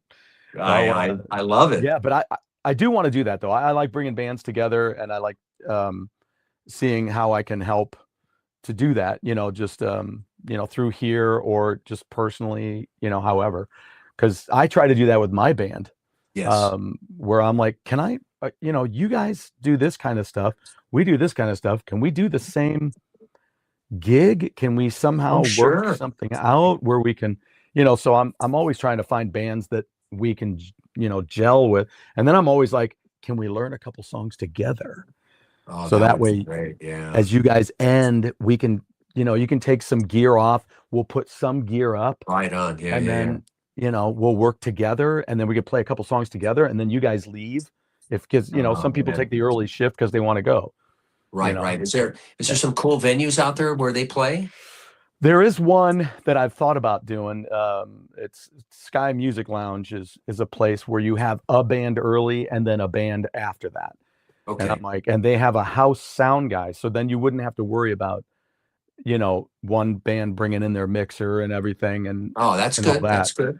Yeah. So that as far as I'm concerned, it would work Oh out great. man, I meant So that would be awesome. yeah, That would be great. So there is a yeah. that so where does this band play out there and Well, are like I they say, they had my buddy Ron Matthews. I'll bring up Ron Matthews. Hi, Ron. Hey He Ron. is he is a guy who's he is a fucking jackrabbit, is what I call him, because he moves faster than anybody I have known when he's working a job. So he started with Aaron Hagar, Sammy's son. Okay. Came out and did a gig at the comedy club at Funny Bone. We have two of those here. Okay, yeah. And so he came out to the Funny Bone and then would just kind of tell some Hagar stories, being the Wow, kid great. of Sammy Hagar. Right, And right. he had some funny stories. And then they with Divine Sorrow opened by playing some of their music. And Oh, then interesting. so they did maybe a 30-minute set. And or plus maybe 40-minute set, and then they backed up Aaron, and Aaron sang some of Sammy's songs. Oh, interesting. That's great. Yeah, so he That's talked great. about it, and then they did some Sammy tunes after that. So this past weekend, they had Ron set up a George Lynch thing with Jaron Yeah, okay, so Mulino, and that's how you got okay, so yeah. was Lynch Mob playing out there? No, I thought that at first. I was totally misunderstanding the whole thing. But all it was George and Jaron. So they came in. And There was I'll send did I send you I'll send you more you saw the pictures. picture with Jaron. Yeah. Right. So I'll send you more pictures. But my buddy Tim brought in a couple of these huge red, I'd call them lounge chairs, but they're just like sitting chairs, but they're huge and red. You'll see what I'm talking about. And then George just sat down with his tiger stripe guitar, and Jaron sat in the other chair. They both had a mic, and then they just talked some stories, and he played a little bit of music, made a couple of jokes and stuff like that. And it was great. It was very intimate, very awesome. Oh, And interesting. So was it so and what yeah. venue was that at? So that was the Funny Bone out in St. Charles, just over the river. Okay, So the other okay. Funny Bone's just over in Westport, which is Oh, so they very far kind of from did me. it was like an evening with Lynch and Yep. Jaron, Yep. and they just Yeah. and was it a decent crowd that showed up for that? Oh Pretty yeah, it good. was a great crowd. Yes, there was a Yeah. lot of people. Most of the place was filled up. Wow, that's So great. Yeah, that's yeah, funny. so yeah, I just yeah. So I got to know yeah, Jaron's a dear friend. What a sweetheart. You know, that's cool. He is. we're the tallest two guys in the room. Yes. And you're both We're thin. both tall and thin and stuff like that. And he's yeah. So I it was funny when you sent that picture because I just saw him 2 weeks ago. Lynch Mob played out here in Anaheim. Yeah, And yeah. for a promoter that I've known for years, that George has known for years, he got a Lifetime Achievement Award from a very well-known promoter out in the Orange County area is Joe Schultz, and Joe Schultz put the show Okay. on. And Joe has known George back since he was just starting out. I mean, I think it's a 50-year Lifetime Achievement Award that Joe Sounds Schultz about gave. right. So George knows the whole Schultz family, so that they played at the Grand Theater out here in Anaheim, right down the street from Disneyland. So I went out and saw them, and then Jaron is a sweetheart guy, and He and I is. super nice. And so I got to know him first when Hypnostic opened up when he was in Tantric. So that's how we Yes, got that's how I to met him. yeah, that's how we got to know each other, and then we stayed. We're both endorsed by Ernie Ball Strings, so I see him at NAMM, Perfect. and then it was a great opportunity to see him just a couple weeks ago. And then you sent the picture over with him, and I'm going like, oh my I god, know. I think like, oh my, I that's saw so you funny. I saw you at a couple, and I'm like, oh, I gotta send him this. Oh, so you That did was see that? perfect. Okay, did you see that? Yeah, yeah, Okay, yeah. So yeah, I don't know. I'm yeah. thinking like, are we hooked up on Facebook? I'm trying to think if we gotta. I know I looked you up today. Okay. Yeah. So I'm trying to think So like and I I'm yeah, I'm trying to think. So we'll definitely do that. We'll definitely do that. yeah, But yeah. So that's yeah, yeah. So Jaron and George are just awesome people. yeah, Awesome people. yeah. And now I think he's gonna have Aaron back again. And right before Sammy plays here, Oh, and then or right before Sammy does some big, I don't know if he's playing here or if it's at some other thing, but then he's gonna have Michael Anthony's gonna be here too. oh, at the Funny Bones. Mm-hmm. Really? Yep. Just like hanging out doing a Q&A? Yeah, just because Michael's a frickin' hoot. I Oh mean, yeah, he is really, man. yeah, he's got tons of stories, and you Oh come know, on, he's an icon, so legendary. I mean, love him, absolutely, man. If you're a Van yes, Halen fan, you're a big Michael Anthony fan, that's for sure. absolutely. Yeah, he signed my bass. I've got the very first bass I ever got. I had a bunch of people signing it. I was very fortunate, very blessed to have been at the Sammy Hagar show that was here when he had Montrose on the road with him, and we got all access passes, so we were up there by the Really? stage, and I was high-fiving Montrose, all that kind of, yay, Wow. that's great. I'm dropping names, but That's um, awesome. but it was a blessing. I'm telling you, I don't take it for granted. I'm so glad. And Michael was so cool.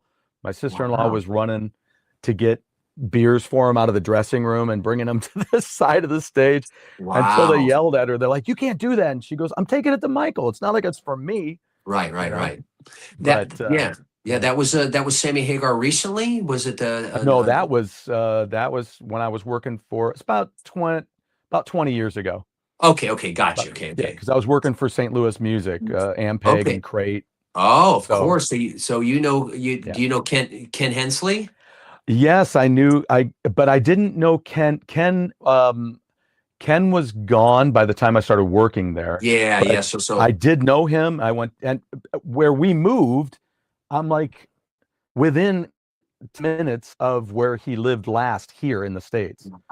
yeah. So I went to his house one time and talked with him, and we met a couple of times. I met him. He used to do what they call the Food and Cash Bash here in St. Louis. It was at a wow. Chesterfield Mall, and the Kevin Cronin would show up, and they'd do this big concert thing there and raise money on the holidays for the needy. And so then he was there, met him there, and then, like I say, I started writing for the newspaper where I did graphic design, and I wanted to write a book, and so I got a hold of him. He had me over to the house before he went to the airport, Wow. and we chatted about doing a Uriah Heep section in the book, and I'd like to Yeah. interview him for that. But then soon after that, I didn't live here at that point. I lived somewhere else here in town, and near the airport. And next thing I know, he's not here anymore. He's over in Spain Oh wow. touring with John Lawton doing the Uriah Heep thing, and then he passed away. So Yeah. I bring that up because St. Louis Music, I'd always see him, yeah, out at the NAMM show when he was out there and stuff yes, like that. And absolutely so right. it's funny you bring that up. So I remember Ken Yeah, Henson worked at St. Louis Music, and yeah, obviously an iconic, great keyboard player. I mean, amazing. yeah. I mean, you've been going. How long you been going to the NAMM show? Well, being that I was born in Anaheim, California. I've been a Right, California native my whole life, right. and so I would say, boy, I tell you, since mid '80s. I mean, when I would, Yeah, okay. So I, we were there at the same time. yeah, I mean, Um, all that. When we were mhm, just, that was the thing to get into was NAMM. Are you kidding me? I mean, yeah, and when you're in high school, or I mean, well, probably a little bit after that. We were Yeah. when our other bands were growing and Lixray was growing and stuff like that. That we would Yeah. always go to NAMM, and so I mean, I don't think I've ever missed a year other than COVID which it was down Get for a out of couple of years. here. Yeah, COVID, so I've been to every one. I've seen, oh my God, the amazing things I've seen at NAMM, seeing, John Entwistle in the bar, and Glenn Tipton and KK Downing and Randy Castillo, I mean, these are just names that, that, yeah, and so that Yeah. being native to California and living here was easy to go to the Anaheim Convention Center. Which is Yeah. right across the street from Disneyland, and just NAMM was the thing, and it still was. Like I said, this past NAMM was outstanding.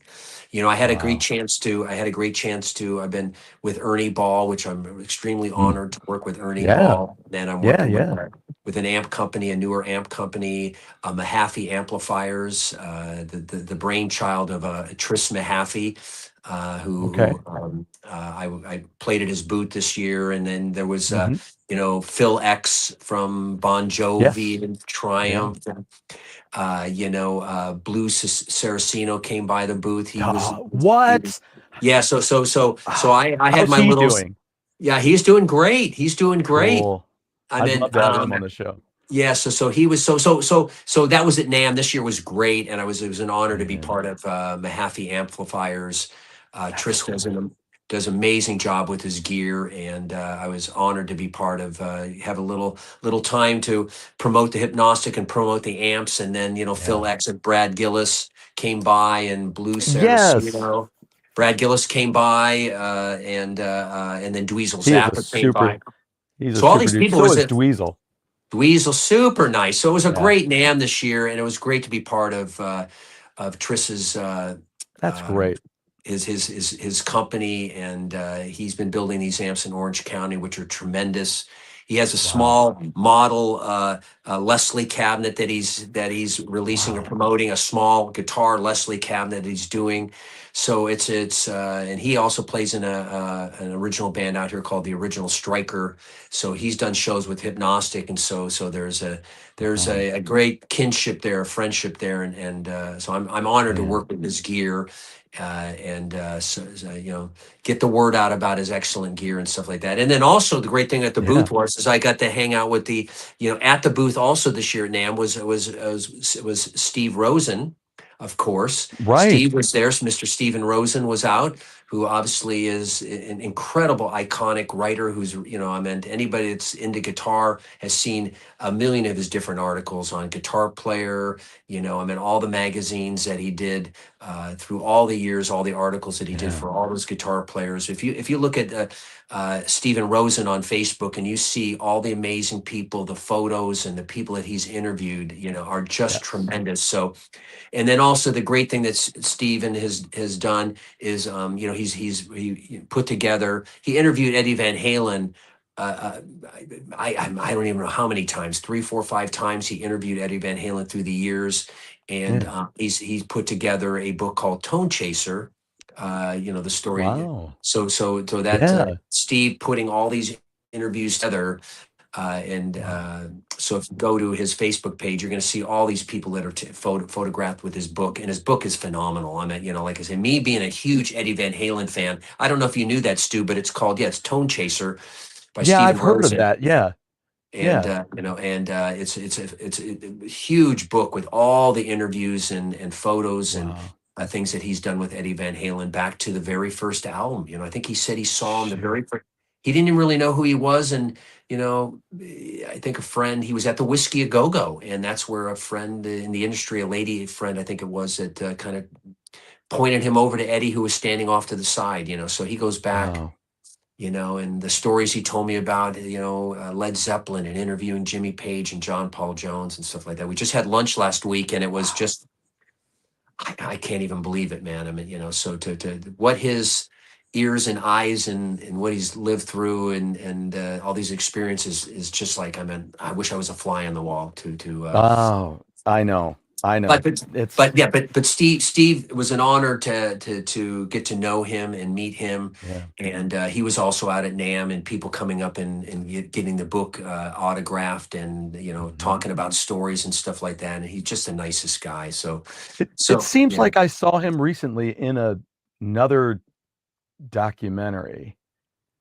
I don't, He's unless been it in a was somebody. few. He's been in a few. Yeah. I don't know. Trying to think of what. He does a lot. He does some podcasts and stuff like that. And Okay. but Well, I'd love to have him here. That's for sure. I'll have to look oh into that. that would be. Yeah. Oh, I Yeah. would see if he'd be up for that. That would be totally Yeah. awesome. I mean, if That you're would be into the great. guitar player and if you're a guitar player and you've looked at all those magazines with the interviews with Jeff Beck being his all-time Yeah. favorite. Is that right? Jeff Beck is Wow. one I found out is one of his all-time favorites. Yeah, when you're a guitar player, man, it's all the yeah, articles that he wrote for all those publications were just amazing. And yeah.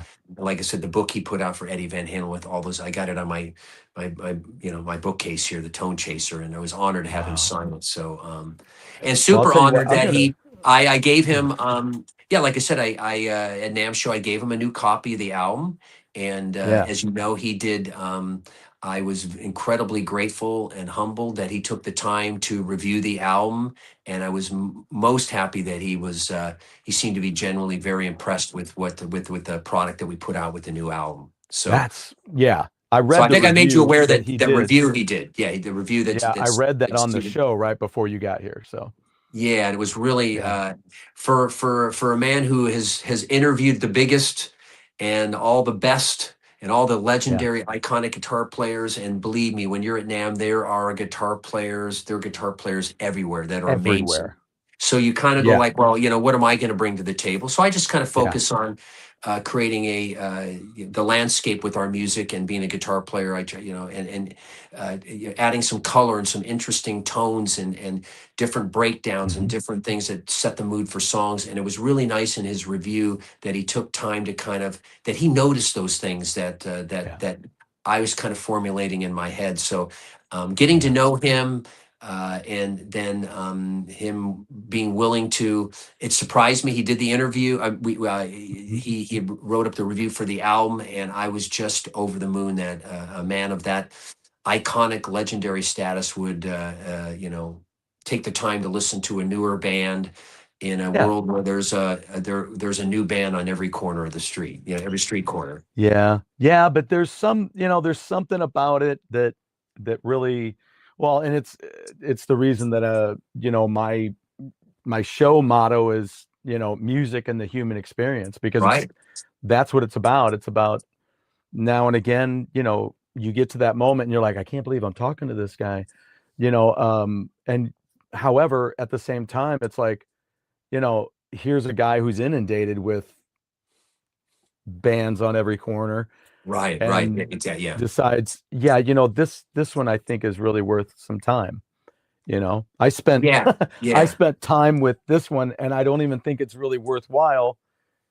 This one I think is worthwhile, and I'm so I have to give it both the same treatment. Yeah, I hope your listeners will check it out. I don't think just to mention the name, the name of the new Hypnostic album is an elaborate scheme. An elaborate scheme is the name of the new album, and the artwork and everything. We're really proud of the artwork. Who did that? It was his name is Dejan. Cool. Excuse me, Dejan. And he is an artist out of Serbia. And I found his artwork online, actually probably about maybe 8-10 years ago. I just, I always had as we were working on this album, it took some time, a lot of stops and starts, a lot of ups and downs, a lot of things, that kind of throw you off course in putting together an album. So the length of putting this album, like I said, it was probably about a 10-year process. Like I said, so it wasn't overnight. Like I joke sometimes, I guess I was in the race to try to see if I could beat Chinese democracy as long as putting an album out. I think that was 13 years. So maybe we came close and stuff like that to rival the, You know, so you Yeah. know, I mean, almost you know, to rival the Chinese democracy time frame. But yeah, so it was over a period of time that this record was put together. Like I said, I mean, you know, some challenges, some stops and starts and stuff like that. But I always, the title, I always go, you know, that is a great title for a record, an elaborate scheme. And being that it wasn't something I just came up with, but it's interesting that now the world we live into, the world we live in, that it just is so appropriate even now, and even It more than is. maybe it was 8 or 10 years ago when I kind of came up with that title. And as Yeah. time went on, I go, it just continually seemed to fit for me. And then the artwork that Dejan did, just you know, with all the interesting imagery that's on the album cover, as you look at it further into it, some of the characters.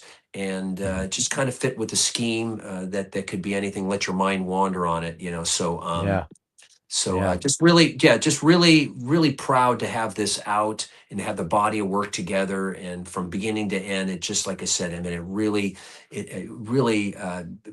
really stoked about the power of all the songs and how they went together, and just kind of putting our music out there. And like they say, to get the positive reviews, to get on your show, and to have Steve Yeah. Rosen write a wonderful review on the record. And Yeah. acknowledge some of that stuff means a lot. So we'll keep Yeah. working it, man. Get it out there and do our thing. Absolutely. Absolutely. I had a friend of mine who actually builds amps as well here, used to work at SLM. And he asked me a while back, he's like, why do you want to talk to these people? You know, people on here on the show. Right, And right, I said, it took me a minute, but I took a second, you know, I wasn't just going to fire back, right, you right, know. But I said, you know, here it is. I said, there's music out there. People keep saying that nobody makes music like this anymore or like this anymore. And I'm like, no, they do. yeah, Just you're not going to hear about it. There's an right, elaborate scheme to make sure that you only hear this or you right, only hear exactly. this. Interesting. I like that. I like the way you And use that. That's true. right. That's it, absolutely So very true. so I told him, if I'm telling people that there's music out there that does sound either as good or in the same vein as, not so much to get like how Christian music was back in the late 80s into the 90s, where if Yeah, you like Rat, listen to right. White Cross. If you like Iron Maiden, listen to Barren Cross. Aaron You're like, Cross. no, no, no, Yeah. no, no. I don't want to hear somebody that sounds like the people I already love. Right, I right, don't I don't need that, but I get what you're doing, and that's fine. That's right. smart. It's smart, but I'm not really into that. But that's why I always like Stryper as a Christian band. They Love did them. their own thing. Love them. And Um, they stay true to their yeah, commitments and their faith. And every time they yep, come around, I see them and just wonderful people. And they got a yeah, great message. And I've always been huge fans. And they've gotten yeah, heavier. And they've gotten heavier as the latest albums. So yeah. I'm all up for that. You know, I meant There's one track though. Let me turn you on to one track. yeah. It's on the album with Tracy Ferry. Um, Oh, this is Backaways. That's a bit re, Backaways. yeah, was that Reborn? That's what Reborn. I that one think it is, is. Yeah, right? yeah, Right, yeah. with Tracy Ferry. I think You so. ever heard? There's another band that nobody knows about that's really good. It's called Strange Celebrity, Oh no, I didn't know and that. yeah, they had one record, and that's Tracy Ferry was the bass player on that record. And Interesting. then when Tim was out, then Tracy Ferry came in on that Yes. album and did the album and the tour. But there's a song on there, and listen to Snowblind by Ace Frehley on his solo record Okay. in 1978. Speaking of Okay. 1978. Yeah. And then there's a track on there, and I keep forgetting what it's called. And um, I don't know. It goes on my list of pinched riffs. That's Interesting. it goes on my list of pinched riffs. It's And one of those things. It's like yeah. dun dun dun dun dun dun dun dun. That's an eight. Who's the band that did it? Not Ace Uh, Frehley. yeah, Ace Frehley on his solo record in 1978, in his solo Kiss album, Okay. Yeah. Yeah. Yeah. He does Snowblind. Snowblind, and it's Okay. dun dun dun dun. And then you listen to this. I always forget what track it is on that Stryper record, but Oh, interesting. Yeah, I played it for my wife not too long ago, but I started making a list of pinched riffs, and I'm Oh like, yeah. yeah, that's, yeah, that's, yeah. My brother complains that AC/DC pinched a riff from Back in Black for during a solo on another song on Back in Black.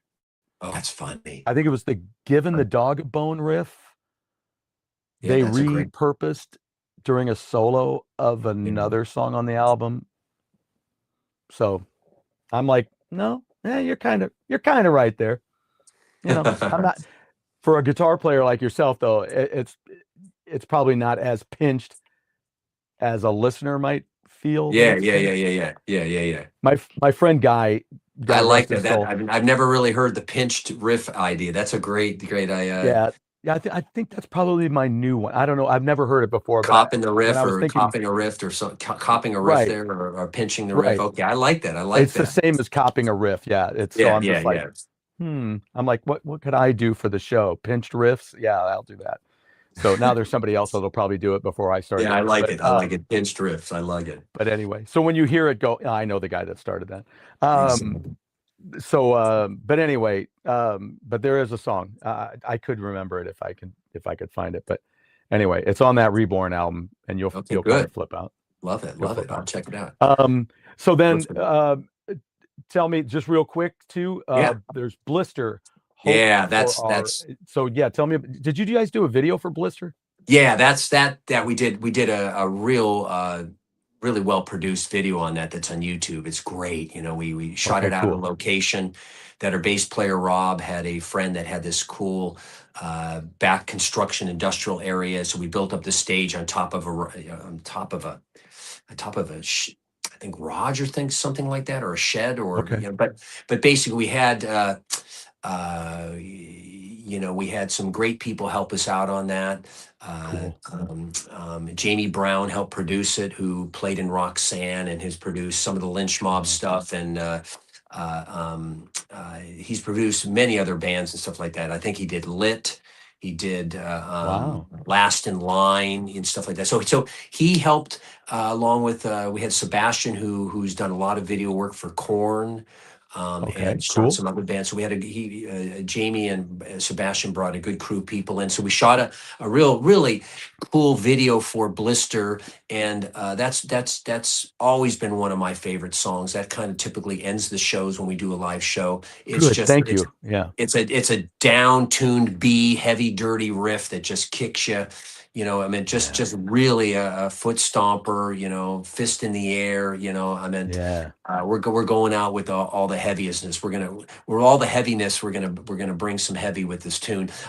So Blister basically, if you watch the video online and stuff like that, it's basically about once again a very common topic, addiction and stuff like that, and how those things, whatever the addictions might be, alcohol, drugs, sexual type, whatever type of addictions people are dealing with, how it blisters one's life, how it blisters one's life into, difficult positions, difficult roads that we take. So Blister's kind of about the dealing with addiction thing. And when you watch the video, there's some imagery of people that, they're struggling with things, contemplating issues and the things that are brought on with addiction, with family, or just health in general. So mind and body and stuff. So yeah, but Blister has been it's just really one of the heavier songs on the record. So That's awesome. Check out the video. Yeah, it's on YouTube. But yeah, we did a real full production. We had a great team of people that really worked with us on putting that video together.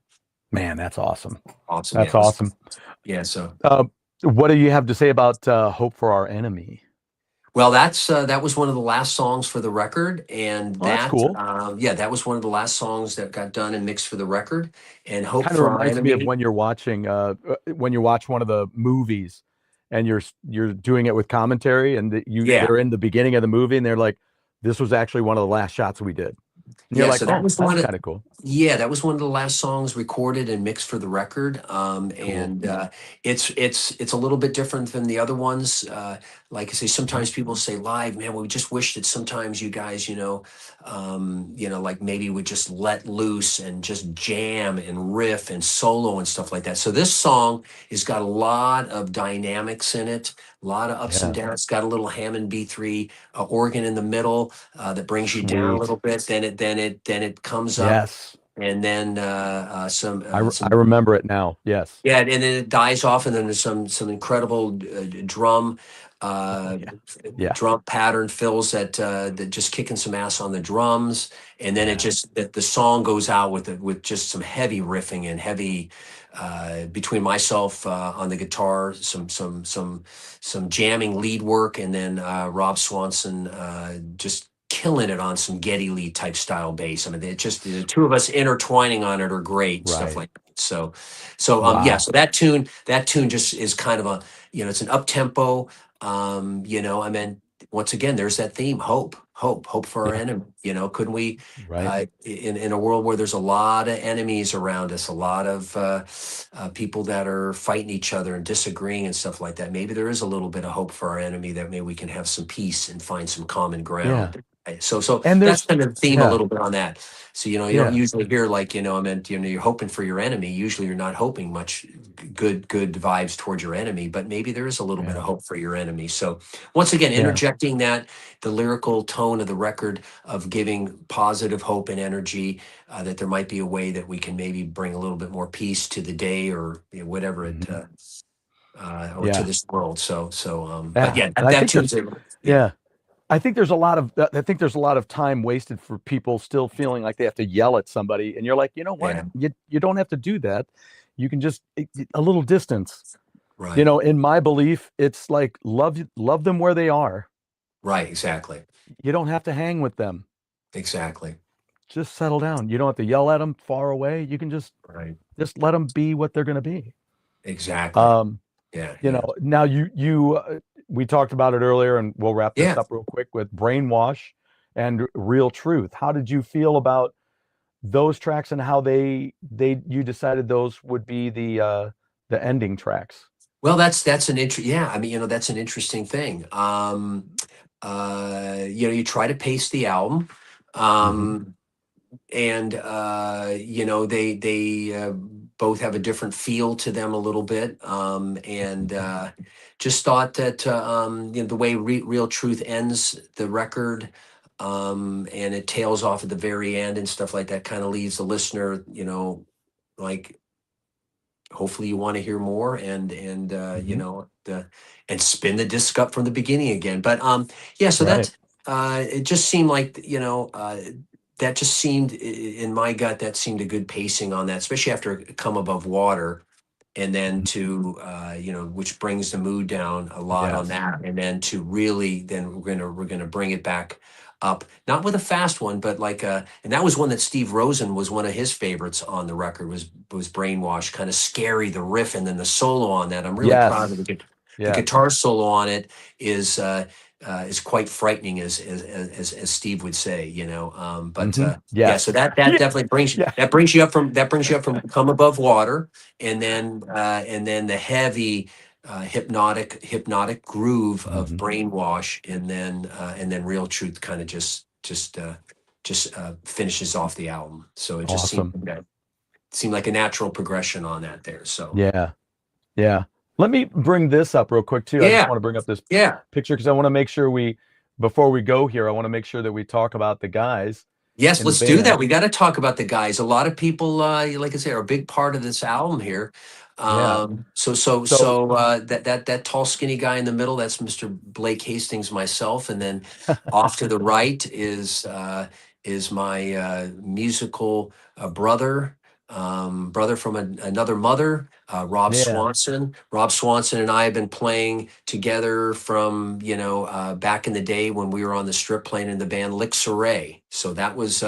that was our thing. That's where we cut our teeth. And that Lixaray was a huge band from Orange County that we had many sold out shows at the Whiskey at Go Go and the Roxy. and we were very close to being, there was a lot of bands that had already been signed, and we had a meeting with Capitol Records in 91, and as you know, the Wow. gate came crashing down with Nirvana shortly after that. So we were, Yeah. we had made our mark. We had made a great mark. The band did wonderful during that time. Lick Saray. So Rob and I were in Lick Saray. And then the gentleman off the left is our incredible drummer, Gio Fuentes. Yeah. And quite a one monster drummer. There we go. Yeah. So Gio being off to Yeah. the left there, Mr. Giovanni Fuentes. So Man. Gio is been with Hypnostic for 6 years plus now, and Rob and I, Wow. geez, I met Rob and I, it's been maybe 13, 14 years. He wasn't Wow. originally, when Hypnostic started, he was raising a family and stuff like that. Okay. We had a different bass player, Chris Schaefer, at that time, and then Rob was just itching to get back into it, and Oh yeah. but Rob and I were always, we played in Lick Saray, we played in Spirit Tree together. He kind of took a break to kind of focus on his business and raise a family. I kept doing it. I kept playing music, and that's where I kind of started. Hypnostic was something I just wanted to start on my own, so I started that and wrote the music and tried, go, listen, I'm going to take my hand at trying to sing some vocals the best I could and produce a record and mix it. And that's where it dissolved me, the very first record. There's a big gap between the records, Yeah. dissolved was Right. and then and then yes, there you go. Oh man, Yep. Stu, you're great with this stuff, man. You got this graphic stuff Oh, down great. So yeah. there I Yeah. am. Yeah. So peering around the album there. There we go. Yeah. Right. Yeah, You so have to kind of. yeah, so Dissolve Me was, yeah, like I said, everybody was taking a break, and I just kind of wanted to kind of, I maybe a little disillusioned by the music industry at that time. All the hopes and things you have in the industry taking a lot of life out of you and a lot of Yeah. expectations. And you need to do this, you need to wear your hair like this, you need to write a song like this. And after the Lick Saray thing, we had made so much stride and had really gained an incredible following in Hollywood. Yeah. And so many people were into the band. And then, getting a meeting with Capitol Records and building the band's following and people getting to know us in the industry. And then getting that close, and then just the tide of music changing as general, changing in general, as we all know, changed drastically overnight, so Yeah. so we were just a little late to the game there, but still I'm very proud of the music we did in back in the day with Lick Saray. But yeah, That's cool. so then at that time I just said, I'm just going to go ahead and create my own type of band and music and take on trying to sing and write the songs and produce and mix. I always wanted to do that, and so that's really where Hypnostic was born. Wow. And then I've continued to do it all through these years and stuff like that. But I mean, it's a Wow. huge growth between that first record. You can tell it was just a young, developing band with trying to find their way. And when you put them with the new album, I mean, to me, it's just night and day. I mean, It is night and day. It is quite different. but it does show the growth Right. and songwriting, the production. Right. Finding myself more as a vocalist to kind of stay in my wheelhouse. It's best to stay in the wheelhouse that you feel your best, and so I've continued to grow and try to mature, and I think that's really shows through with the new album a lot. Absolutely does. Absolutely does. It's great. And the other one, the good thing about Dissolve Me, and I think about this with bands over the years, where I'm like, well, okay, so that album didn't hit. Yeah, And you're like, just hang tight, because it's a great record. And you're like, just think about when you do hit that record, and then you've got such a great catalog for people to fall back in time to listen, and find even more good stuff. Yeah, It's there's a not like, couple. you know, Yeah, so it was early on, just taking all these, at that time, I Mhm. mean, it just was, I guess, in a way, Stu, it was after you've been through all these things with the successes we had with Lick Saray during that heyday of the Mhm. Sunset Strip, and all those things, it takes a lot of life out of you. And at some point you kind of go, I'm going to get back to where where I was when I was younger about like just for the love of writing, not trying to make it for anybody else's approval, or I need to do this, or I need to bob here, and I got to weave there, bob and weave back and forth. And, it was just, so that's kind of where the idea of hypnostic came about. And I just wanted to create something that would be something where I could be creative. And I'm so glad that as I sit here now and to have this new album out, to have been on this journey, to listen to that now, I go like, hey, listen, we've continued to grow and write better music and produce it and find out who we are as people are, find out who we are within this band Hypnostic. So, Right. so I'm grateful for this time to talk to you about it. Yeah. Yeah. Thanks for being here. I mean, you've given lots of time. I mean, I should let you get rolling, and you got stuff to do. And well, I love your shirt. I love your shirt you have on, the Rev It Up Right? shirt. We got it. We got to like do that? it. If our good friend Alan Cookser has made it this long in the video all the way through, if he hasn't fallen asleep on the couch with his dog Louie, I mean, he is. I saw your shirt. And he is a dear friend of me. And talk about bands that he was on the Sun when he was in his band Cookser, and I was in Lixaray, and we were on the Sunset Strip at the same time and became friends years later. We didn't know each other back then, but I love your shirt and I love that band. That's and I love awesome. Alan Cookser is a wonderful killer Yes. guitar player. Yes. I cop his licks all the time. I steal his licks all the time. Are you pinching riffs? I'm pinching riffs from Alan Cookser. I love it. So, but yeah, I want to tell you, you do your show is, I've been watching many of your podcasts. I mean, you do a fabulous job on your show. The way you present it, the artwork, the opportunity just to kind of relax here and talk about whatever comes up, whatever topic comes up.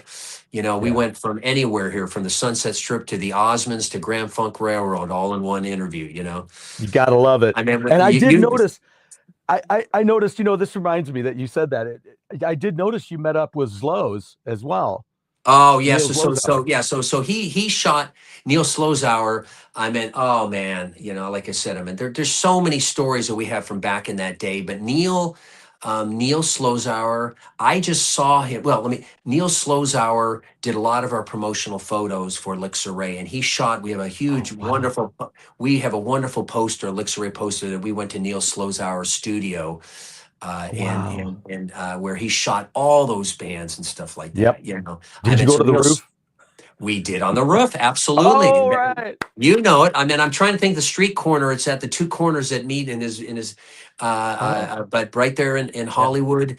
And I've seen Neil through the years. I saw him at NAMM one year when he was debuting an Eddie Van Halen photo book. He signed it for me. And then I just saw Neil last year at a Rival Sun show at the Wiltern. I couldn't believe it. He's a huge fan of Scott, the guitar player, and Rival Sons. And Neil was there. And what a great band. Yeah, geez, Louise. Great band. Phenomenal band. Great band. Jay Buchanan, one of the best vocalists out there for sure. So I had the opportunity to work with. We had an opportunity to have Neil shoot our band for promo photos and a poster. So cool. Wows, he is the one. He is a total character. What a personality. Love him. You're not kidding. Have you seen his movie on YouTube? Yes, I did. It was great. God. Now he's been on the show. Has he? Oh, you did. I didn't know that. That's awesome. It's an old story that I've already told on here before, but I'll tell you another time. But I'll have to. It's one of the podcasts you did. I'll have to go back. I mean, you've done. Yeah. I guess am I episode 121? Does that mean you've done 120? Damn. Wow. I mean, actually, probably a little bit more than that, because there's other things that I did too. So there's that I named something else that weren't in this vein. But yeah. So wow. I think it's awesome what you're doing. Thank you. For artists like myself that most people don't really know about, to the people that do know. I know you had Sam Bam on there. I love Sam Bam's a great young guitar player out here. I should have saw that in India. Great young guitar player. I saw him play recently with Dorothy. He plays with Dorothy. So yes, he does. Yes, and then Faster. He's super nice guy. His parents are great. Young kid. Yeah, because I mean, I was hanging out in the bars when he was coming in at 13 and Wow. I jamming didn't know at that. Yeah. open jams and stuff. His parents would be right Oh, there, you know. is he from St. Louis? Hmm. Oh, he Yeah. is. Okay. Oh, I didn't Hmm. know that. Yeah. So I just Yeah. kind of got to know him a little bit more now through some of the shows I've seen him play. And Yeah. Yeah. Because yeah, were you at the great. one where Rev It Up opened up for Faster Pussycat? That's funny you mentioned that. I was not able to make that out. Okay. I did see Alan at another one. I think I saw him a couple different shows, but I was not able to. Damn, that's right. Yeah. That Sam Yeah. Band played at the Whiskey. Alan played that. Wasn't able to make it Yeah. out that night. So Yeah, because they played here not too long ago. Faster Pussycat did. So I did an interview with him right before they did that show, and oh, just a okay. super nice guy. He's just, like I say, his parents. I'm very proud of the way they, handled all of that, because Yeah, he seems to be very grounded. yes, as a parent who has, kids that are older than that, right. It's great because that's a rough area. That's a place where you can make some mistakes, Oh, totally. But Totally. they Oh, did a absolutely. great job. He's such a good guy. Such a good guy. Yeah, so you've got a lot of good episodes. So I'll be checking out more of those, and Yeah. yeah. So anybody that Yeah. wants to check out like Hypnostic, we're on all the social media sites. Yeah. Hypnostic.com. You can check us out there on YouTube, obviously on Instagram and Facebook. Just Hypnostic. HIPNOSTIC. HIPNOSTIC. Hypnostic.com. So Just you like can there. there you go. There's the album cover. Really, really stoked about Yeah, that. yeah. And check it out on Yeah. Spotify or Apple Music. An Elaborate Scheme, and You will check love out it. You'll love Bring it, in- folks.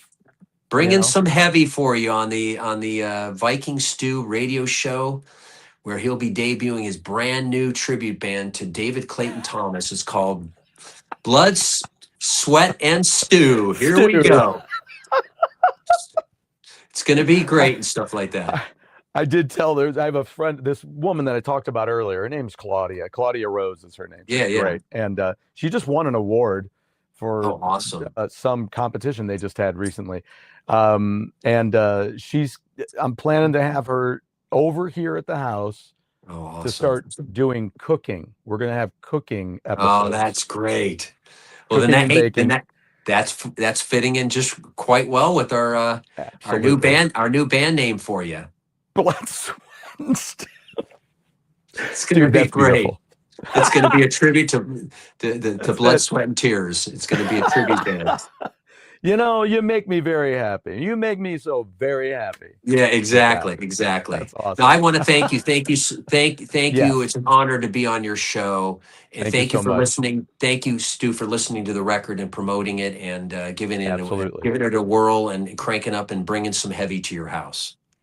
Amen to that. Thank you for bringing the heavy to my house. You're going to bring it. So I hope to see you soon, and we're going to get out there and hopefully we'll do a show with Divine Sorrow. That'd be great, Yeah. man.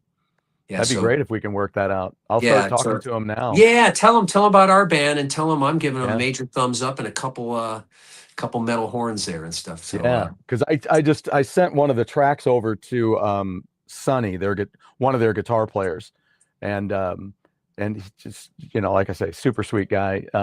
So I sent him one of the tracks today. Oh And yeah, I'm let me know like, what great. I'd love to hook up with those guys and Yeah. thank you. I mean, another band that's in our genre of music. I mean, Yeah. that would be great. Like I say, we're Yeah. always better together. The more that we Right, can put work absolutely. together and put shows together with bands that are common to bring people new music, I'm all up. That's what we do out here in the Orange County, LA area. So Yeah. so Because there's if you ever so many bands out there that need to be put to the front and right. take the mantle, for crying out loud. right. There's Yeah, too many 'cause- bands that don't need to be out there anymore. Yeah, there's yeah, so I'm like, stop. I'm like, Yeah, I don't right. know who's got a gun to your head, but give it a rest. can you don't hurt yourself and don't make me go through that. Yeah, exactly. So if All you right, want Stu. to, if you can hang for just a second, and Yeah. I'll talk to you backstage, and then we'll close this out. Thank you again for being here. Oh, I appreciate awesome. all the time. Awesome. And, It was great. It was an honor. I had a pleasure talking with you. We had a great conversation. Fantastic. So thank you for This was including great. me, Stu. My pleasure, dude. Thanks for Awesome. being here. Awesome. Well, folks, we will get this a rolling here, and thank you for being here tonight. To our guys in the chat, Salvatore, Torso, thanks for being here tonight, and everybody else who's checking this out. Remember, like and subscribe. There's plenty more to come, and next week we'll have Toby Jepson talking about the reunion of Little Angels. Well, that's Can't wait good to do that. Yeah, buddy. Listen in, people. Amen to that. All right, we'll talk to you guys soon, and I will see you backstage, brother. All right.